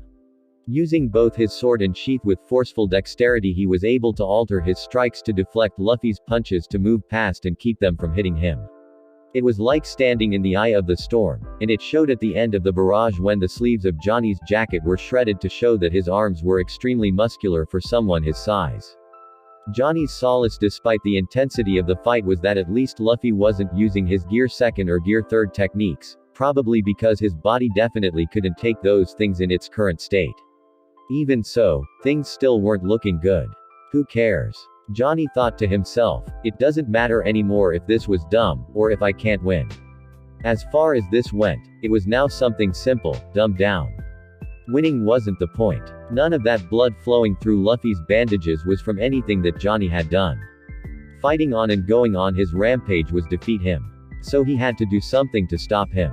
I might not be the greatest swordsman, but I'll be the fastest. My draw will be so fast it'll cut through light. Johnny thought to himself, gritting his teeth as everything seemed to move in slow motion. He and Luffy charged each other again, and Johnny knew they were both moving at the exact same speed that they'd always been moving at, but to him it felt like they were jogging at one another. It was strange. He'd never had that kind of clarity before. It was empowering and weird. What the was happening? Things slowly began to speed up, and Johnny, quickly realizing that this wouldn't last for long, pulled his sword free as quickly as he could. Much to his surprise, he felt the sheath of his sword heat up as he pulled it free due to the friction. As the steel freed itself from its prison, he could see the inside of the scabbard glowing red wow with fire blazing from the end of it. Mukaika's Wakiru, headwind slash. Raah. Luffy was smashed back by a blow from Johnny's sword that burned wow enough to release a flaming arc of energy in the air that rebuked the rubber man. It actually hurt him. The intense attack was viewed from a short distance by Marguerite, who knew what she had just seen. That was it. Her face lit up upon seeing Johnny's inexplicable attack maneuver. That was it. You did it. That was hockey. He couldn't believe it, and he'd just gotten confirmation that he'd done it. That draw was so fast, the sparks from pulling his sword free were wow enough that the streak he caused in the air burned. What? What? Staring at his sword in surprise, he looked back up at the sound of hearing a rapid series of stomping noises and a hiss, and saw Luffy, his skin red with steam flying off of his body. What the was that? It seemed like Luffy was using one of his arms to line up a swow with his other one, thus Johnny prepared to Gomu Gomu no jet pistol Gum Gum jet pistol. It seemed impossible, as Luffy's stretching punch really did seem so fast that it was a bullet fired from a gun. Johnny anticipated the punch that smashed him in the face for a second. He'd seen the regular one coming even if it had been rather fast in of itself, but this was absurd. He witnessed Luffy's body move to uncork it, but never got to see the arm itself move. Johnny's body smacked off of a rock structure, but he didn't go down, instead stumbling about on his feet after his body cracked the outside of the surface. Did that just happen? He never really got to see the follow-up either. Gomu Gomu no jet Gatling Gum Gum jet Gatling.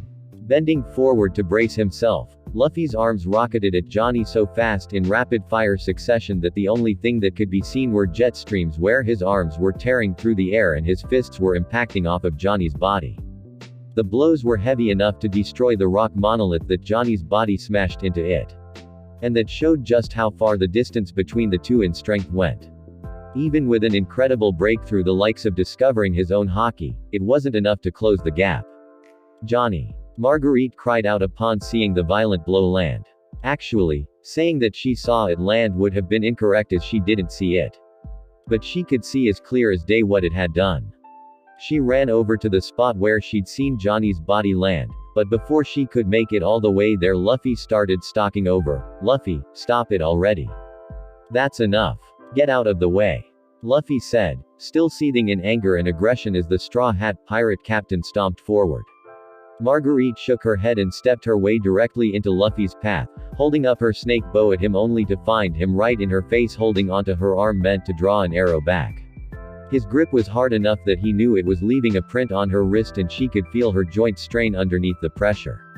Luffy's other hand was held back and ready to punch when he saw something of a premonition of a sword skewering him and leaned his body out of the way as Johnny's sword flew through a space between his torso and Marguerite's.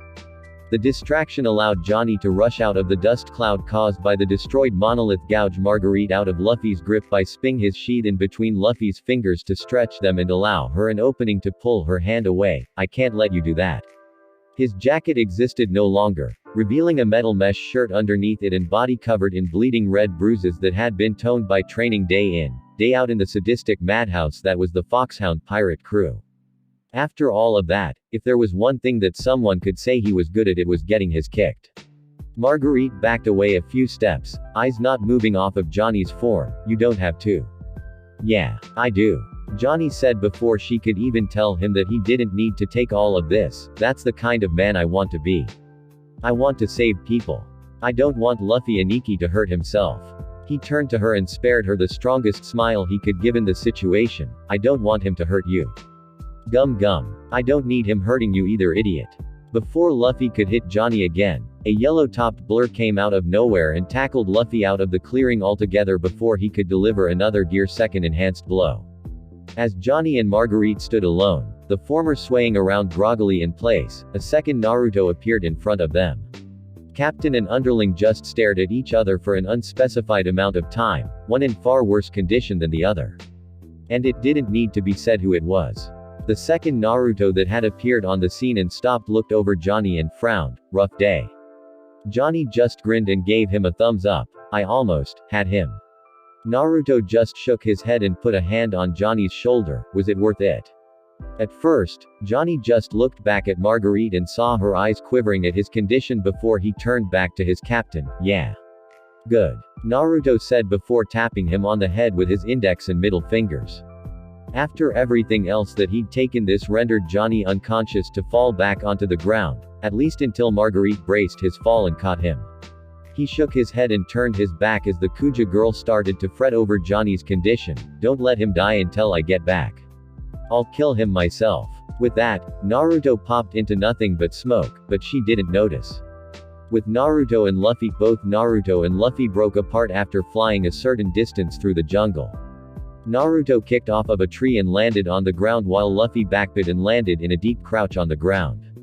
We done? Naruto asked with a stern look on his face before he punched into his palm and his eyes took on an orange pigment with toad-like irises. Cause I'll beat you, till you stop moving. You want to talk instead. Trigger time. Ace is gone, Luffy. I know that already. Luffy fired out another jet pistol of a punch that Naruto was adept enough to catch in his hands, but it still sent him sliding back across the ground until his heels dug up a 4-foot trench. If it was a dream I would have woken up after Johnny burned me. Johnny burned Luffy. How? He'd have to figure out what that was all about later, but for now, dodge. Luffy was trying to outpace Naruto with blinding speed, but even if he hadn't been injured he would have found it a bit past his ability to achieve to hit Naruto in Sage mode while fighting out of sheer anger and desire to hurt something. If there was anything Naruto knew about fighting angry after all of the times he'd had to do it, it was how it made you prioritize dealing damage to an opponent. It was all about causing the kind of harm that you could see on an opponent. Drawing blood was the name of the game when you were pissed. Why can't I hit you? Luffy's body was moving as fast as he could to try and tag Naruto with a punch, a kick, anything. But nothing was landing. This wasn't like beating on Johnny, where once Luffy tapped into gear second all of Johnny's speed wound up meaning nothing after he couldn't tell how to use his haki. Naruto was in Sage mode, knew full well how to use it both in speed of precognitive ability, was used to using it, and had dealt with people faster than Luffy. All of that changed when Luffy saw Naruto's eyes go back to normal. The little natural energy Naruto had been able to build up on the fly had worn off, and there was Luffy's opening. Putting everything he had into closing the distance quickly, Luffy's arms were thrown out behind his back as he appeared at Naruto's side, so fast that people wouldn't have been able to see them stretch. Gomu Gomu no Jet Bazooka Gum Gum Jet Bazooka. He thrust both of them forward at Naruto, actually managing to see a glimpse of surprise in his eyes until he just vanished in a golden wisp. Luffy's arms flew forward in the blink of an eye in one of his coup de grace moves and hit nothing but air. What? Did he use that Horatian thing of his again? If he did, where did he go? None of his stupid knives were anywhere around. A vision of getting hit tickled the back of Luffy's mind, but he didn't move fast enough to react to it and wound up getting hit once by something he couldn't see. Then twice. Then 3 times. Then all over until he finally crumpled down to his hands and knees. But not because of the heavy blows he'd been taking. Naruto had been holding back extensively on those. Eventually, Naruto stopped in front of him and stood in place, glowing with the effect of Tailed Beast Chakra mode. It was almost enough to make him spring a tear to his eye at how much pure negative emotion was flying off of the normally sunny young man's spirit. I'm so weak, Luffy said, punching at the ground. You've been doing this for what, a year? Naruto asked in return. You're not that weak. Do you have any idea how long it took me to get strong enough to start making a difference? It was definitely longer than a year. That doesn't matter. Luffy's head turned up to Naruto with eyes full of tears. I trained for 10 years at home just to be good enough to do this. I wanted to be strong like Ace, but all I did was get in the way and get him killed. He died protecting me. How can I be the Pirate King if I need my own brother to die saving me? He found himself picked up by the shoulders so that Naruto could stare at his face, right before he headbutted him. He then dropped Luffy and walked past him to sit down on the ground. So you think Ace died for nothing because he protected you? The headbutt itself hurt like because Naruto had been in his ascended chakra state when he'd done it. Luffy's head lolled back limply before Naruto gave him a firm shake to recapture his attention. But Luffy had never been ignoring him. He would have been fine. That Akainu guy, he wouldn't even have had to deal with him at all if I wasn't so weak that I slowed him down. Oh. Naruto said, that's all. He then dropped Luffy onto the ground like a sack. Look Luffy, I met Ace before. If that guy thought you were a burden, wouldn't he have told you to turn back? The blonde just shook his head. No, the only thing he told me to do was watch out for you. Probably to make sure that when something like this happened you didn't fall apart like this. Ace was the strongest guy the first knew. The pliable pirate captain sounded absolutely broken. He wasn't supposed to die. Luffy, people that I loved, some that I grew up with, a few that could still probably push me in a fight to this very day, got killed. Well, tell me what I'm supposed to do about that. There are only 2 things you really can do. Naruto admitted, scratching at his head at trying to find an apt way to put it. You can either get it through your head that this is what you chose to do, and that you should have known from the start that there was always a chance that someone would die. That's not good enough, Luffy said, as he got up to his knees, head lowered. The way he shook almost seemed like he was about to lash out again. What kind of weak answer is that? Naruto just shrugged. Well, that's what the second thing is for. The other thing you can do is just get so strong that it doesn't matter. He put his hand on the young pirate's head and walked right past him, that's all. Basically his options were to either shut up and deal with it, or shut up and become so powerful that such a thing became a non-factor. According to Naruto, there was no middle ground. No easy medium for him to take. But this was Luffy. A guy like that just wanted a solution to grasp onto. It didn't matter how difficult a task it would be to achieve, or if it would be perceived as impossible. And it wasn't as if this hadn't been something he hadn't thought about as a method either. It was just that the way Naruto said it, as if it were as simple as learning how to walk through him off. He'd been training for 10 years just to grow in strength enough to sail to begin with. He developed new technique to deal with the more powerful enemies he kept running into on the Grand Line. And here he was hearing that it was simply being dismissed as nothing more than someone saying, "Great. You did all of that to get this far. Now just do it better because it wasn't enough. I wish I had a way for you to basically cheat to do it the way I did." Naruto said, hands laced behind his neck casually as he walked close to a cliff to look at the great blue ocean, "But I don't. So you've got to knuckle down and get the job done the hard way." Well said. With a smile on his face, the old and gray Silvers Rayleigh walked up and yanked Luffy back up to his feet. The distraught young man was confused at first until his mind fully caught up to what was happening. Old man Rayleigh. For someone that wants to find One Piece, breaking down at a time like this is unbecoming. Rayleigh said as he dusted the bandaged Luffy off, "As a pirate, you'll come across many treasures in your life, but in the same vein you'll also lose them as well. Now tell me, after all of this, have you truly lost everything dear to you? Is there nothing else worth striving to protect? If you say no, I'm gonna tie you to the front of my ship until you stop being stupid." Naruto bellowed from where he was sitting down by the cliffside, "I don't care if you're half dead or not." It didn't take Luffy long at all to come up with the things that he found precious to his heart. The moment the question was asked of him, his head was filled with nothing but thoughts of his crew. All of the friends and comrades he had aimed over the last year. "Of course I do," Luffy said, clenching his fists tightly. "Zoro, Nami, Chopper, Usopp, Frankie, Sanji, Brook, and Robin. All of them. My nakama. I need to get back to them." He'd left them all alone for so long. They were all supposed to meet back up after splitting up to lose the Marines in 3 days, and it had been far longer than that. "Robin's here," Naruto pointed out without turning around. "She was in your room when you woke up and FPED out. She was really worried after finding out what happened to you." "Robin," Luffy said to himself, smiling as tears started to spring to his eyes. "If she's alright, then all the others, they've got to be looking for ways to get back too. I can't sit here. Old man. Naruto. One of you have gotta get me back to Sabayati, now." Rayleigh held up his hands defensively. He didn't have a ship. He swam all the way there from the Sabayati archipelago, a 3-day trip in of itself, and Luffy couldn't submerge himself in seawater whatsoever. Devil fruit powers and all. Naruto though, simply sat there and acted like he didn't hear a word Luffy had asked of him. First of all, telling him to do anything was never the best course of action to take. Second of all, while he obviously had a ship to use, there was a major point that Luffy seemed to be missing, and what'll you do when you get back there? A dog stumbles upon a fountain of some sort, running its way face first into it and gets blasted by a jet of water. Not understanding why this unpleasant incident occurs in the manner that it does, the dog will try to figure out what's going on for minutes at a time, taking blast after blast right in the mug. From this practice, one can find a few similarities to what might have happened now.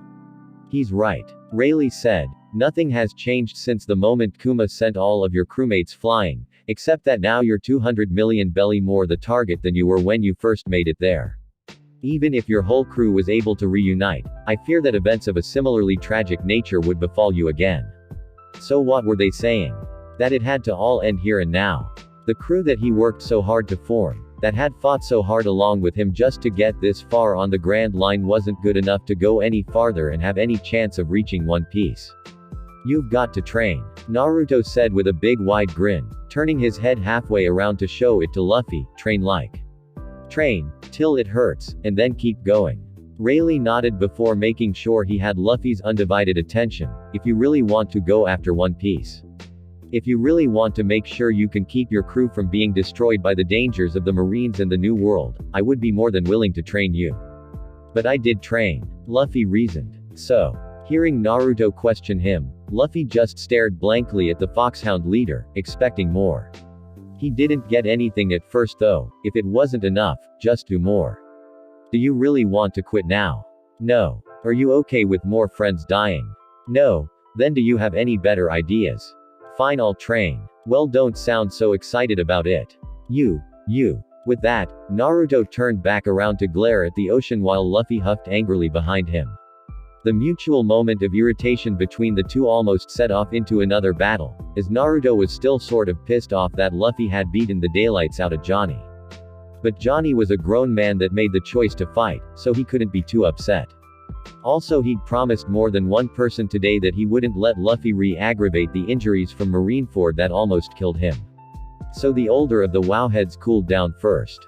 Naruto tried one more time to reason Luffy into standing back up. Somebody told me something a long time ago that somebody else told them.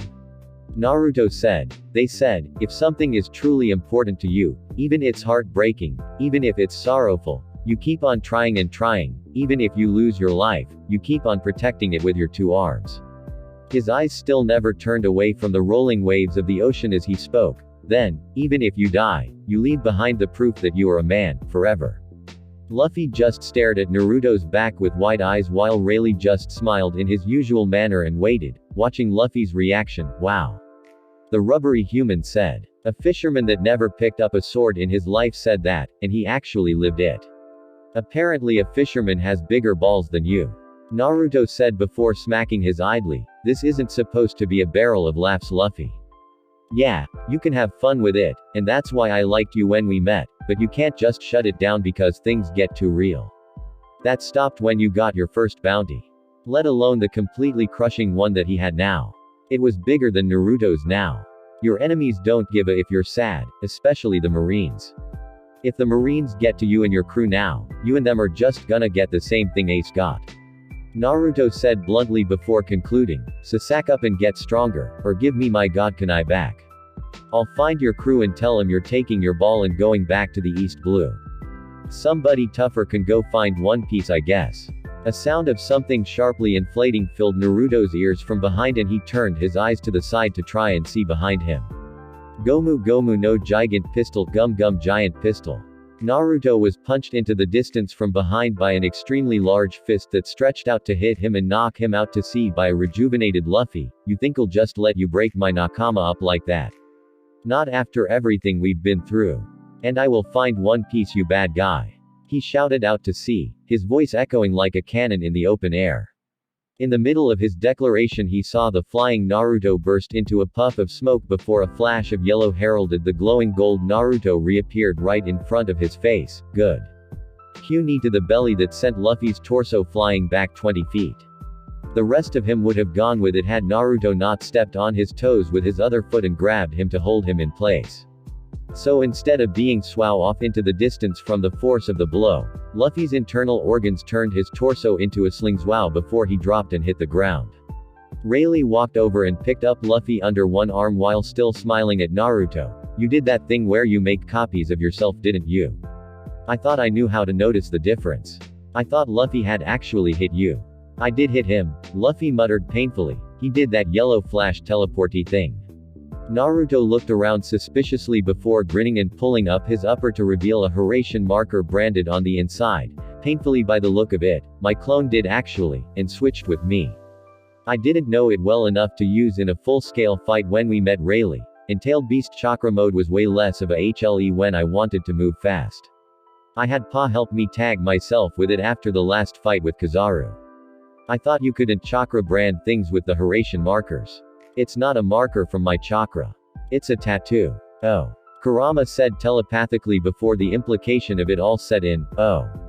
That probably hurt like. Naruto thought back to his chakra-based partner before speaking to Rayleigh. So what's the plan now? Luffy wiggled around, prompting Rayleigh to put him down so that he could stand back up. I need to get a message to my crew. Rayleigh nodded and the two walked off to converse amongst themselves. That was fine with Naruto.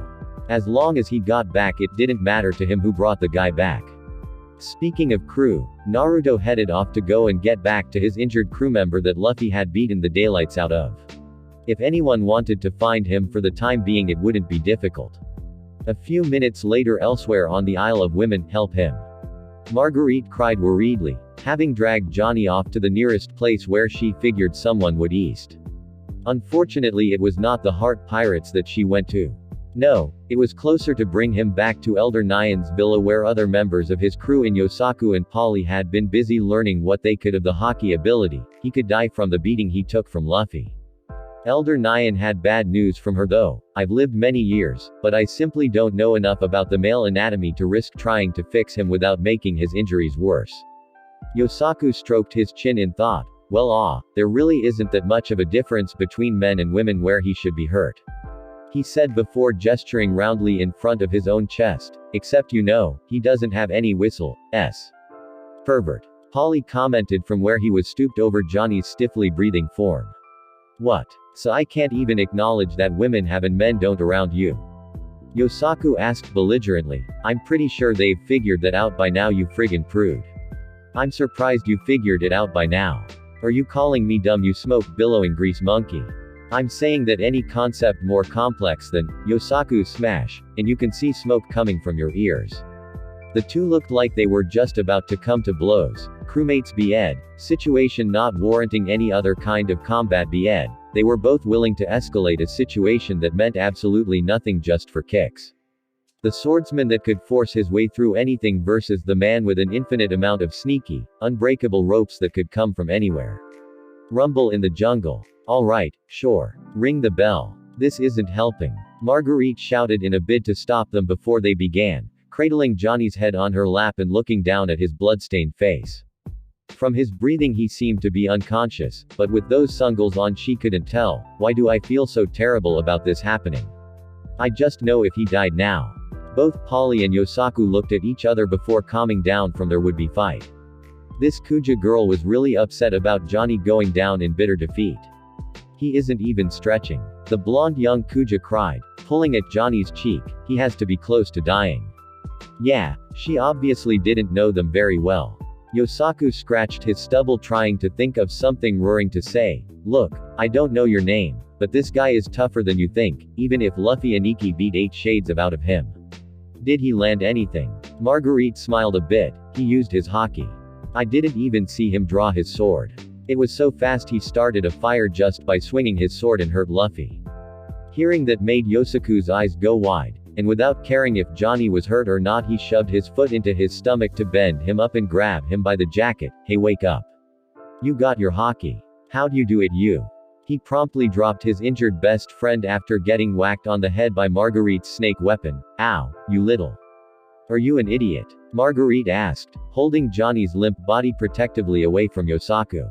Polly's face split into a grin and he opened his mouth to answer the question until Yosaku placed his head within the opened circle of Kubikiraboucho. Don't you even say it. I'm still gonna think it. Marguerite felt Johnny lifted from her grasp and speedily turned around, ready to fight, only to see that Naruto had taken the speed swordsman off of her hands. He's really bad. Is he going to die? Nah. Naruto said, patting Johnny on the back. This guy's had his share of the rough stuff before. I'll drop him back on my ship and have our doctor fix him up. He'll be fine. A twinkle came to Naruto's eye when he saw the breath of relief Marguerite gave at hearing that. Yosaku raised his hand and took his sword from around Polly's head to strap it to his back once more. Yo, Naruto and Ikki. I'm coming too. Might as well. Polly was also in on that, raising his hand as well. I've got to start practicing anyway. Nodding, Naruto gestured the duo over before looking over at Marguerite with a big grin. Do you want to come and watch him until he wakes up? Say thanks or whatever you want to say. If that girl was into the faster of his crew's 2 idiot swordsmen, why in the world would he do something to sabotage that? Whatever the man had done to get a Kuja girl to feel strongly about him, he'd clearly found his backbone from the act of doing so. Also, she was very cute. Way to go, Johnny. Absolutely not. Elder Nyan declared, clocking Naruto over the head with her snake staff. He didn't expect to get hit by an old lady, like he could talk about someone being old. But how could getting hit with a snake hurt? Either way, it did. This island has customs. If she goes out to sea with you instead of as a Kuja pirate, she will be branded as a traitor to the Kuja. Really? Just for leaving for a few hours. These were some strict tribe laws. He intended to bring her right back. Eddie split. Look, I can bring her back quick as long as Han has the Haratian kunai I gave her. Naruto said, holding his head where he was hit but otherwise showing nothing. Speaking of Han. Naruto made a clone and handed Johnny off to it before it teleported away with his crew members. He then grabbed Marguerite. I'm gonna go ask her instead. Cheers. With that, he bolted in a flash of yellow, leaving the oldest living member of the Kuja tribe alone. At least she was outside of her villa. On board the natural disaster, Nojiko complained, holding her temple and lying on one of the beds in Mirai's medical bay. Can people die from headaches? Yes. The lithe doctor of the crew responded, looking over some of the tests that she'd taken the time to run on Nojiko. Understandably, Nojiko was quite disturbed by the thought of dying from a headache, but you won't. There's nothing in any of these scans that would say so. You've just got to gut it out until the pain subsides. Do you want something for it? No. Someone on this ship's got to stay sober since the first mate probably won't. Nojiko sat up and prepared to stand back up to head outside only to feel a sudden appearance of multiple familiar signatures. Noticing the Foxhound Parade's first lady hesitate in getting up, Murat raised an eyebrow at her until footsteps could be heard on the wooden floor of the hallway outside. A few seconds later, Polly and Yosaku walked past the doorway, the latter blowing it to her that she thoroughly no-sold and ignored. That's my heart in there, Polly. She heard Yosaku say once he got a bit farther down the hall. God, she had to block a visible shiver after hearing that. It took a moment for Polly to get the double reference from Yosaku after everything that had happened on the Isle of Women. I hope you realize that's not funny. Even if he wasn't going to tell anyone that Trafalgar Law had sole possession of his heart until further notice, making jokes about it was kind of dark. It's kind of funny. A moment later, Naruto walked into the medic bay with the beaten to Johnny slung over his shoulder, whom he proceeded to drop onto an open bed before sitting down on another. Mirai's mouth was wide open at the looks of Johnny's wounds until she came back to reality and cut his shirt off to start trying to gauge the damage done to him. Oh my god. What happened to him? Luffy happened to him. Naruto said, much to the surprise of the other two who obviously couldn't see why Luffy would ever attack one of them like that. It's a long story, but don't worry, I'll talk about it later. Just handle Johnny. Murat nodded and redoubled her efforts to do her job. He looks like someone beat him with a pillowcase full of doorknobs. She remarked to herself with a frown, it looks like I don't need to give him any surgery, but seriously, what the? Naruto then looked over at Nojiko who looked back at him as if she were hiding something. He noticed her wince slightly in pain and tilted his head in confusion. What's the matter, Nojiko? Did something hurt you? Nojiko shook her head in response. That was a big mistake. She had to hold her head afterwards. It's nothing.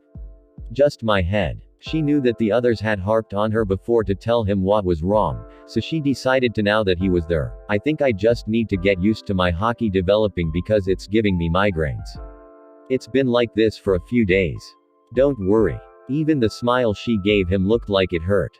Poor thing. All of the Kurama stuff, going back to Mount Myoboku, and getting back out to sea, how could he miss something like Nojiko's discomfort? Getting up, Naruto walked over to her and placed a hand on her forehead before running it down her cheek. You should have told me earlier. Tilting her chin up, he gave her a on the for support. Lie down. I'll get Soren to run the ship until boss gets back. Or I can do it, I guess. I was just gonna dispel after dropping Johnny off. Confusion was set on her face until she understood Naruto's remark. You're a Naruto-kun clone. Yeah. Clone Naruto said. Boss'll be back with Vivi Heim in a little while, so just sit tight. He gave her another and got her to lay back down before turning to Murat who was still working on Johnny. You got this. Murat gave him the okay sign before continuing to work on Johnny. It was going smoothly though. No trouble here, just basic stuff. I'll make sure Nojiko gets some rest right after I'm done with this guy here. Go on, Clone Sama. Nojiko did her best to pout from the bed at her forced inaction, but she couldn't keep it up for too long from the guilty expression on Naruto's face. Naruto-kun, I was the one hiding it from everyone. It's not like you're the only person that missed it. Now go. The clone still looked unsure but quickly bolted when Nojiko's fingers twitched to her hip. It was instinctive as this was where she kept her guns, but on this occasion she wasn't wearing any of her holsters. Murat just shook her head at seeing one of the strongest people alive run for the border. You have one of the most dangerous men on the Grand Line, the actual person that's supposed to run this ship, trained. Amazon Lily Empress Palace. Han took to Robin's being there much easier due to the fact that she was a woman, and that stance only softened further when she learned that Robin had been a slave at Tequila Wolf, even if it had only been for around 2 weeks.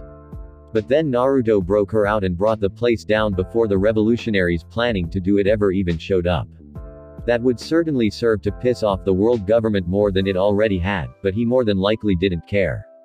They could only kill you once after all. With Luffy's well-being weighing on the mind of Robin, Han, and Vivi, the 2 members of the foreign crews decided to try and pee the time by telling stories involving their respective captains. And that's how I ended up on the crew in the first place. Vivi said to Han in the Snake Princess's throne room with Robin listening, as well as a conclusion to her story of how she fell in with the Foxhound pirates to begin with. Then there's the story about how he convinced the Marines that I'm brainwashed to fight for him. Han just listened with a raised eyebrow to what Vivi could tell her of Naruto's capabilities and/or exploits until she was finished, so he fooled the Marines with a plain bluff. He didn't enchant them the way she did, or threaten anyone by turning them to stone. The more I hear about him, the more terrifying the thought it is of what he would be capable of if he was fully knowledgeable of how the world worked. Vivi just shrugged in return. She was incapable of finding Naruto scary. After being trained by him, she had never really been affected by his shows of force, even when she'd seen him in action or the aftermath of certain things he'd done. Fighting admirals in brutal battles that actually caused the maps to be redrawn on one occasion, it didn't scare her. Even though that golden state of his that made her feel like he could cause a crater sneezing a little too hard, she was more attracted to it than afraid of it, because it had been established that for all of his strength he would never hurt her more so than most on the crew. In a flash, Naruto reappeared in the throne room with his hold on a blonde Kuja that seemed to be completely stunned at the fact that she'd been in the jungle just a moment ago and now stood right before Boa Han. Remembering herself and who she was in front of, Marguerite hurriedly bowed to her leader, Hebihime. Han's eye twitched slightly at the close proximity Naruto had with one of her subjects, so much so that her tone came out frosty, even for her standards as leader of the Kuja, Uzumaki. Where is Luffy? To Vivi and Robin, the room seemed to get a tad colder than it had been back when they had been telling stories about their respective captains. Raylace got him. Naruto replied, not oblivious to the change in tone one bit. He walked off with him before I could ask if they wanted to teleport back here. They should be here in a little bit though, since I took my time getting back. Did you now? That didn't seem to ooge her bit of a temper too much, but her expression was cold. Doing what, may I ask? And what is one of my younger Kuhas doing with you? Naruto looked over at Marguerite still bowing to Han and rolled his eyes, pulling her up to her feet. That's kind of what I was taking my time about. It turns out Luffy wrecked one of my crew members trying to protect her before I got there, so I had to send him back to the natural disaster. Anyway, I just wanted to see if it was okay if I sent her to my ship for a bit to watch my crew member until he woke up so she could thank him. Another of your crew? Han asked skeptically, losing her angrily stony countenance. You couldn't be talking about one of the men you brought, could you? Because your little princess has been sitting here with me this entire time. Hey, I'm not young. I'm about to be 17. Vivi rebutted. She didn't like being treated like the baby of the crew, and it only seemed to be other people outside of the crew that did it. She was the princess of a nation, next in line to run the place. Her chops for being there were just as legit as anyone else's. Naruto just nodded to Han's query, wondering why it mattered why it was a male crew member of his. Seriously, he thought they were past this. Yeah, one of my swordsmen, Johnny. Anyway, I'll bring her right back. Honest. She seemed to just stare at him for several seconds, trying to appraise what he was saying before apparently coming up with something intriguing. Fine. As long as you're willing to leave a hostage in exchange, just in case. You understand. Once again, she wanted to see what this man was really made of. Yep. Naruto said before gesturing for his resident princess, Bibi Haim. Han's face didn't change, but her eyes did. Was Naruto going to leave the princess of Alabasta there in exchange to get what he wanted? Come over here so I can send you home with, I'm sorry, I never got your name. He said apologetically to Marguerite. Bibi could tell what Han had been trying to do and just grinned over at the Shichibukai for trying to expose some selfish side of Naruto with the bit of subterfuge utilized. Feeling vindicated by her captain, Bibi bounded on over to him where he sent her and Marguerite away before furring right back. You're using yourself as a hostage. Boa Han asked of Naruto after seeing him alone in front of Robin and herself. Well, not so much a hostage, since even if he didn't have the capability to teleport away at a whim he was really confident in his chances to take anything dished out to him. So, guest, was probably a better term to use than hostage, in this case. Yeah, Naruto replied, so go ahead and turn me to stone or whatever you want to do to make you feel safe. You could be a clone. Robin pointed out, actually finding a bit of amusement at the whole thing. Without flinching, Naruto punched himself in the face hard enough to draw blood and bruise his eye. What a way to prove he was himself, thanks for reminding her of that by the way. Naruto said sarcastically to a smiling Robin before turning his attention back to Han, but yeah, it's me. So go ahead and do the whole, turn me to stone, thing. He wasn't afraid of being turned to stone and being left vulnerable. At this point she had met only two men that weren't afraid of dying or suffering as a result of their actions, and you're fine with that. You'll turn me back. He answered with a grin, tapping his head before pointing at her. I can't sense any ill will out of you right now. Not like the first time we met, and I'm much more sensitive to that sort of thing now. And if she doesn't turn you back, I can materialize that fox path body you gave me and raise all kinds of. With you trapped in stone you're like my flesh bag Trojan horse. Kurama said inside of his mind, I love it that people don't know enough about my powers to be scared of me yet. Lets me come and go way easier. That won't be necessary. The dark-haired Kuja ruler said, a slight lapse in her composure, you're free to return to your ship, as long as you stay for a while after you return. Oh, and out. But that wasn't what they'd agreed on. And if she was being nice, the least Naruto felt he could do was adhere to the originally set conditions. No, I think I'll stay prisoner for a bit. He had a whole crew manning the ship, with a clone there since the one he'd sent earlier hadn't dispelled yet. It was technically like he was still there. Meanwhile on board the natural disaster. It's the most amazing thing I've ever seen. Soren said, leaning on the doorframe of the entrance to the medic bay, spying on the inside of it with the newest acquisition to the crew and the musician Byron. Byron didn't get what was so amazing about it. I'm afraid I don't see what you're referring to. The gentleman artist said, standing behind Soren until he looked inside to get a glimpse of Marguerite sitting at Johnny's bedside. It's a girl. Admittedly it's a Kuja girl, but you don't seem to be the type to be surprised by a beautiful woman. It's not the chick, it's who the chick is doting on. Pointing sharply inside, Soren regained his composure and sighed. Look, if you'd have been here from the start like I almost was, you'd know why it's weird that that guy has any girl that would think something like that about him. Byron just looked between Soren and the interior of the medic bay, somewhat understanding, but much more pragmatic in his approach. Well, from what I've heard, the Isle of Women lies in an area where most of them that aren't Kuja pirates have never seen men. Oh. That explained it then. Out of the handful of men that she'd probably ever even spoken to, Johnny was one of them that had done something rather impressive or worthwhile in front of her. Mystery solved. And with that, Soren's interest in the scene quickly faded, confusing Byron when he up and walked away as if a non-existent stray butterfly that had flown past him was now more interesting.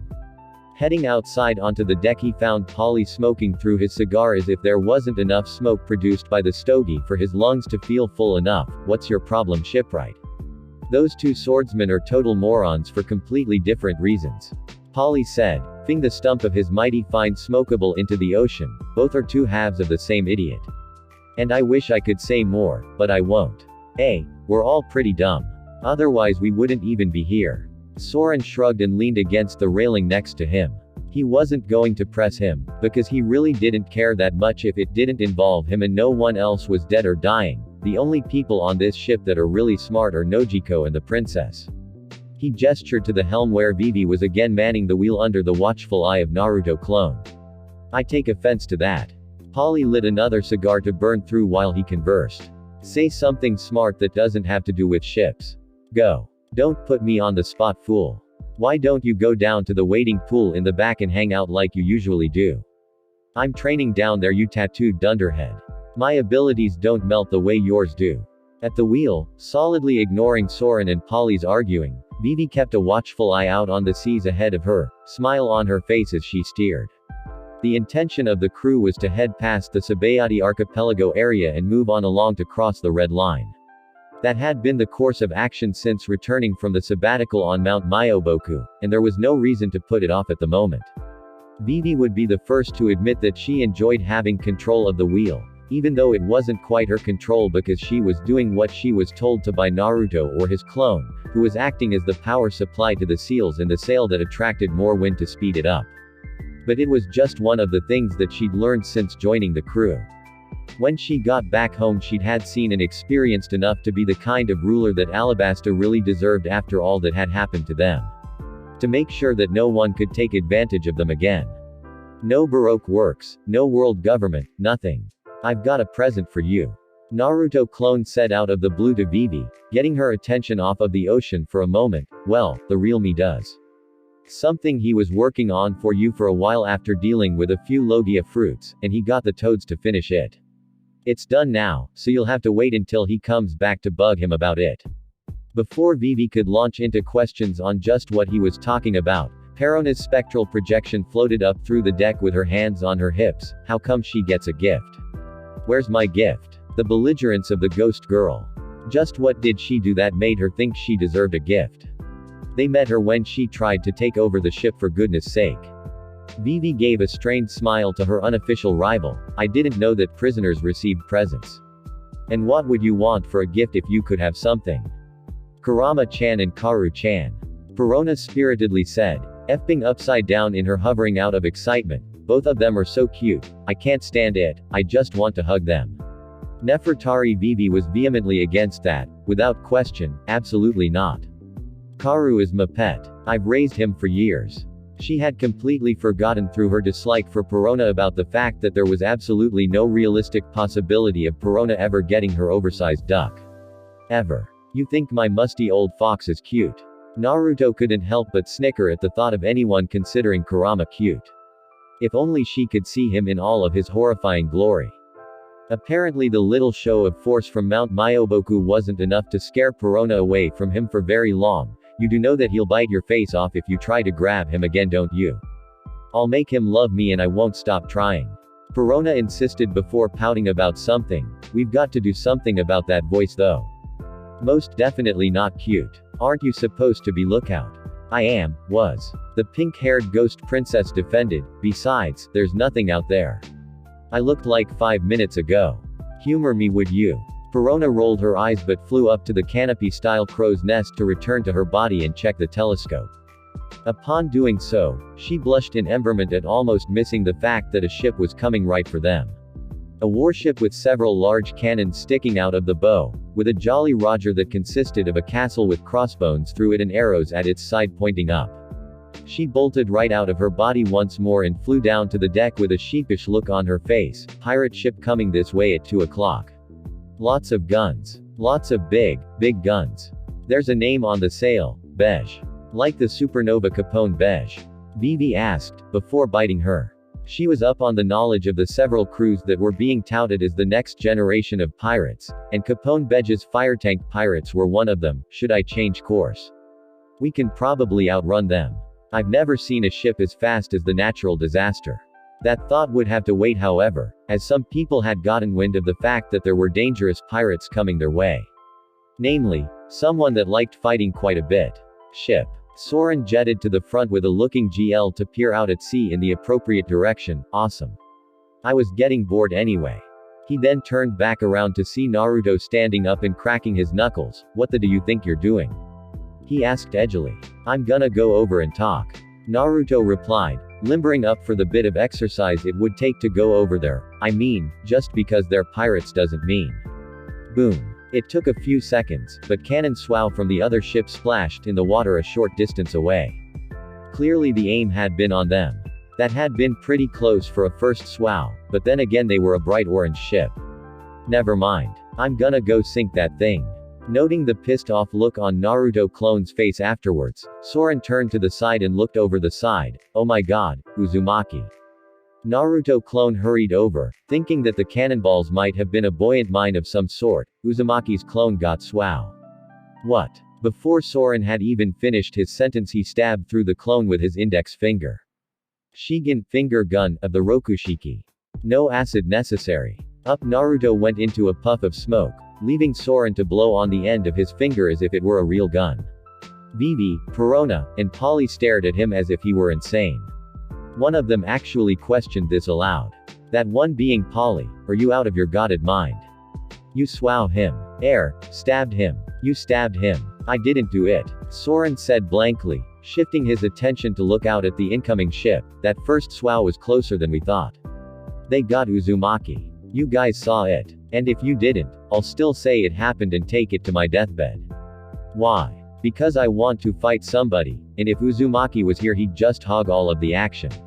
Even his clone would. Soren replied loudly before getting sarcastic. Eek. Now we don't have the extra wind in our sails, making us as fast as a regular marine ship. We're so doomed. Vivi would have felt the need to hit Soren in the head if she wasn't certain that it would harm her infinitely more than it would him, so you dispelled his clone. The one thing around here that can actually power the ship's super weapon and sails that give us our speed boost. Yep. Just to get into a battle with dangerous pirates. I've fought dangerous people over way less. Boom. And what's life without getting into a little fight every once in a while? Soren said, cracking his knuckles as the ship of the fire tank pirates came closer and closer. Besides, who says we need Uzumaki every time something gets tough? When he got no answer from the others, the smirk sped off of his face and his shoulders slumped as he turned back around to face them all. I need this. Don't take this away from me, you bad guys. Thanks for listening. I hope you guys liked it. Don't forget to subscribe and leave a like for more what ifs and support the author. See you guys in the next video.